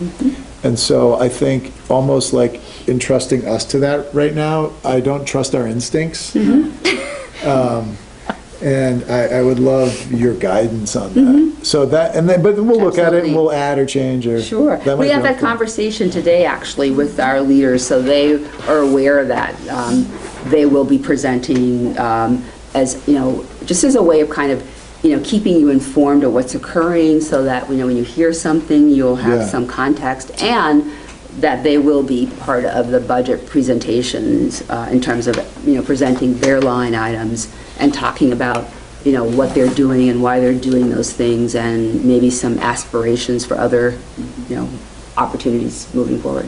That'd be great. So I'll make sure that that's Or on the at least September 19th. fill in some, and then we can talk. Valerie, there have been years in the past where there has been a schedule. I don't know if we have a record of any of it, but not that, although I think you could come up with it. The one thing I would add is that we've sort of gotten, I think we missed in the past year, it's usually at the end of the school year, but an update from the BLT. They haven't done it. Yeah, They haven't. And I think it's they're required actually- under board policy. It's required. So I think it would be good if we could get that in sooner in terms of last year and what their goals are for this year, because I think it is a requirement that they have to present at the board. The BLT for So it's the building leadership teams. team for each So school. they do like work, and I think at the end of last year, they were going to present, and then they bumped it. So they should be presenting according A while to, ago got bumped because of the prom and the couple things. yeah, it should be in September sometime, or So this would be October. the principal? It's all the principals, and they have a group with parents. There's all different Parent, stakeholders on the administrator, groups, yeah. teacher at each school, and pick a topic. student. And they have to review, they would report out on whatever topic Yeah, they did usually have last a year. topic each year that they work on. Okay, so it's like a school-based management? Yeah. It's a Yeah. school-based management Yeah. team? Yeah. Okay. Sometimes it's the homework, or they do different It was topics. homework Yeah, last year homework. at I feel like homework's been a lot of Yeah. years. And the auditors will be needing to come which everyone loves, on, I think September 23rd is the date, because it has to be, legally, it has to be done before a certain date, so, and it's also based on their availability. Great, so any Board of Ed comments? 2 quick questions. Kindergarten enrollment? A little under 100, I think. 93, right? The last number was... Maybe 97, or, something in there. Yeah, I think it was 96, 97. Lower than really anticipated. Yeah, much lower. That's really low. It's extremely low. It was mentioned before, it just sort of perked my ears, but do we have how many kids do we have who are homeschooled? Do we know? One. One. Okay. Thank Do you know how many kids are at this Hudson Labs school? Is that I believe it's like 17? Yeah, it's. I can get that number for you. I spoke with her recently. I can't pull it up off McCafferty. the top of my head. But, and not all the students are Hastings students either. Right. They're like from other districts. Are you asking about how many I'm just wondering how many Hastings kids are. residents Yeah, I'm just are wondering in? how many kids, I know that school's growing like a lot. I mean, if that's also drawing from the Yeah, enrollment. Yeah. Yeah, I can get you that number. So we have 5 kindergarten classes? Yes, 5 kindergarten and 7 Seven. Fourth grade. That's grown, it's like 140 what? At least 140, it's over 140, it might be like 142 or something. I mean, I think there were a couple. around there, and actually, there was one 3rd grade class that we heard about today, right, Melissa, where the number had gone up to 23, and that it was a matter of, just odd. It had, things just happened, and that was one of those situations. Yeah, it'd be interesting to see how the kindergarten shakes out next year, because with our live birth data would suggest that this year's kindergarten should have been higher based on it's actually pulled from the New York State Department of Health, so it may be that people moved or they didn't send their children this year. Okay. Do I have a motion to adjourn the meeting? Sure, I move to adjourn the meeting. Second? Second. All in favor? Meeting adjourned.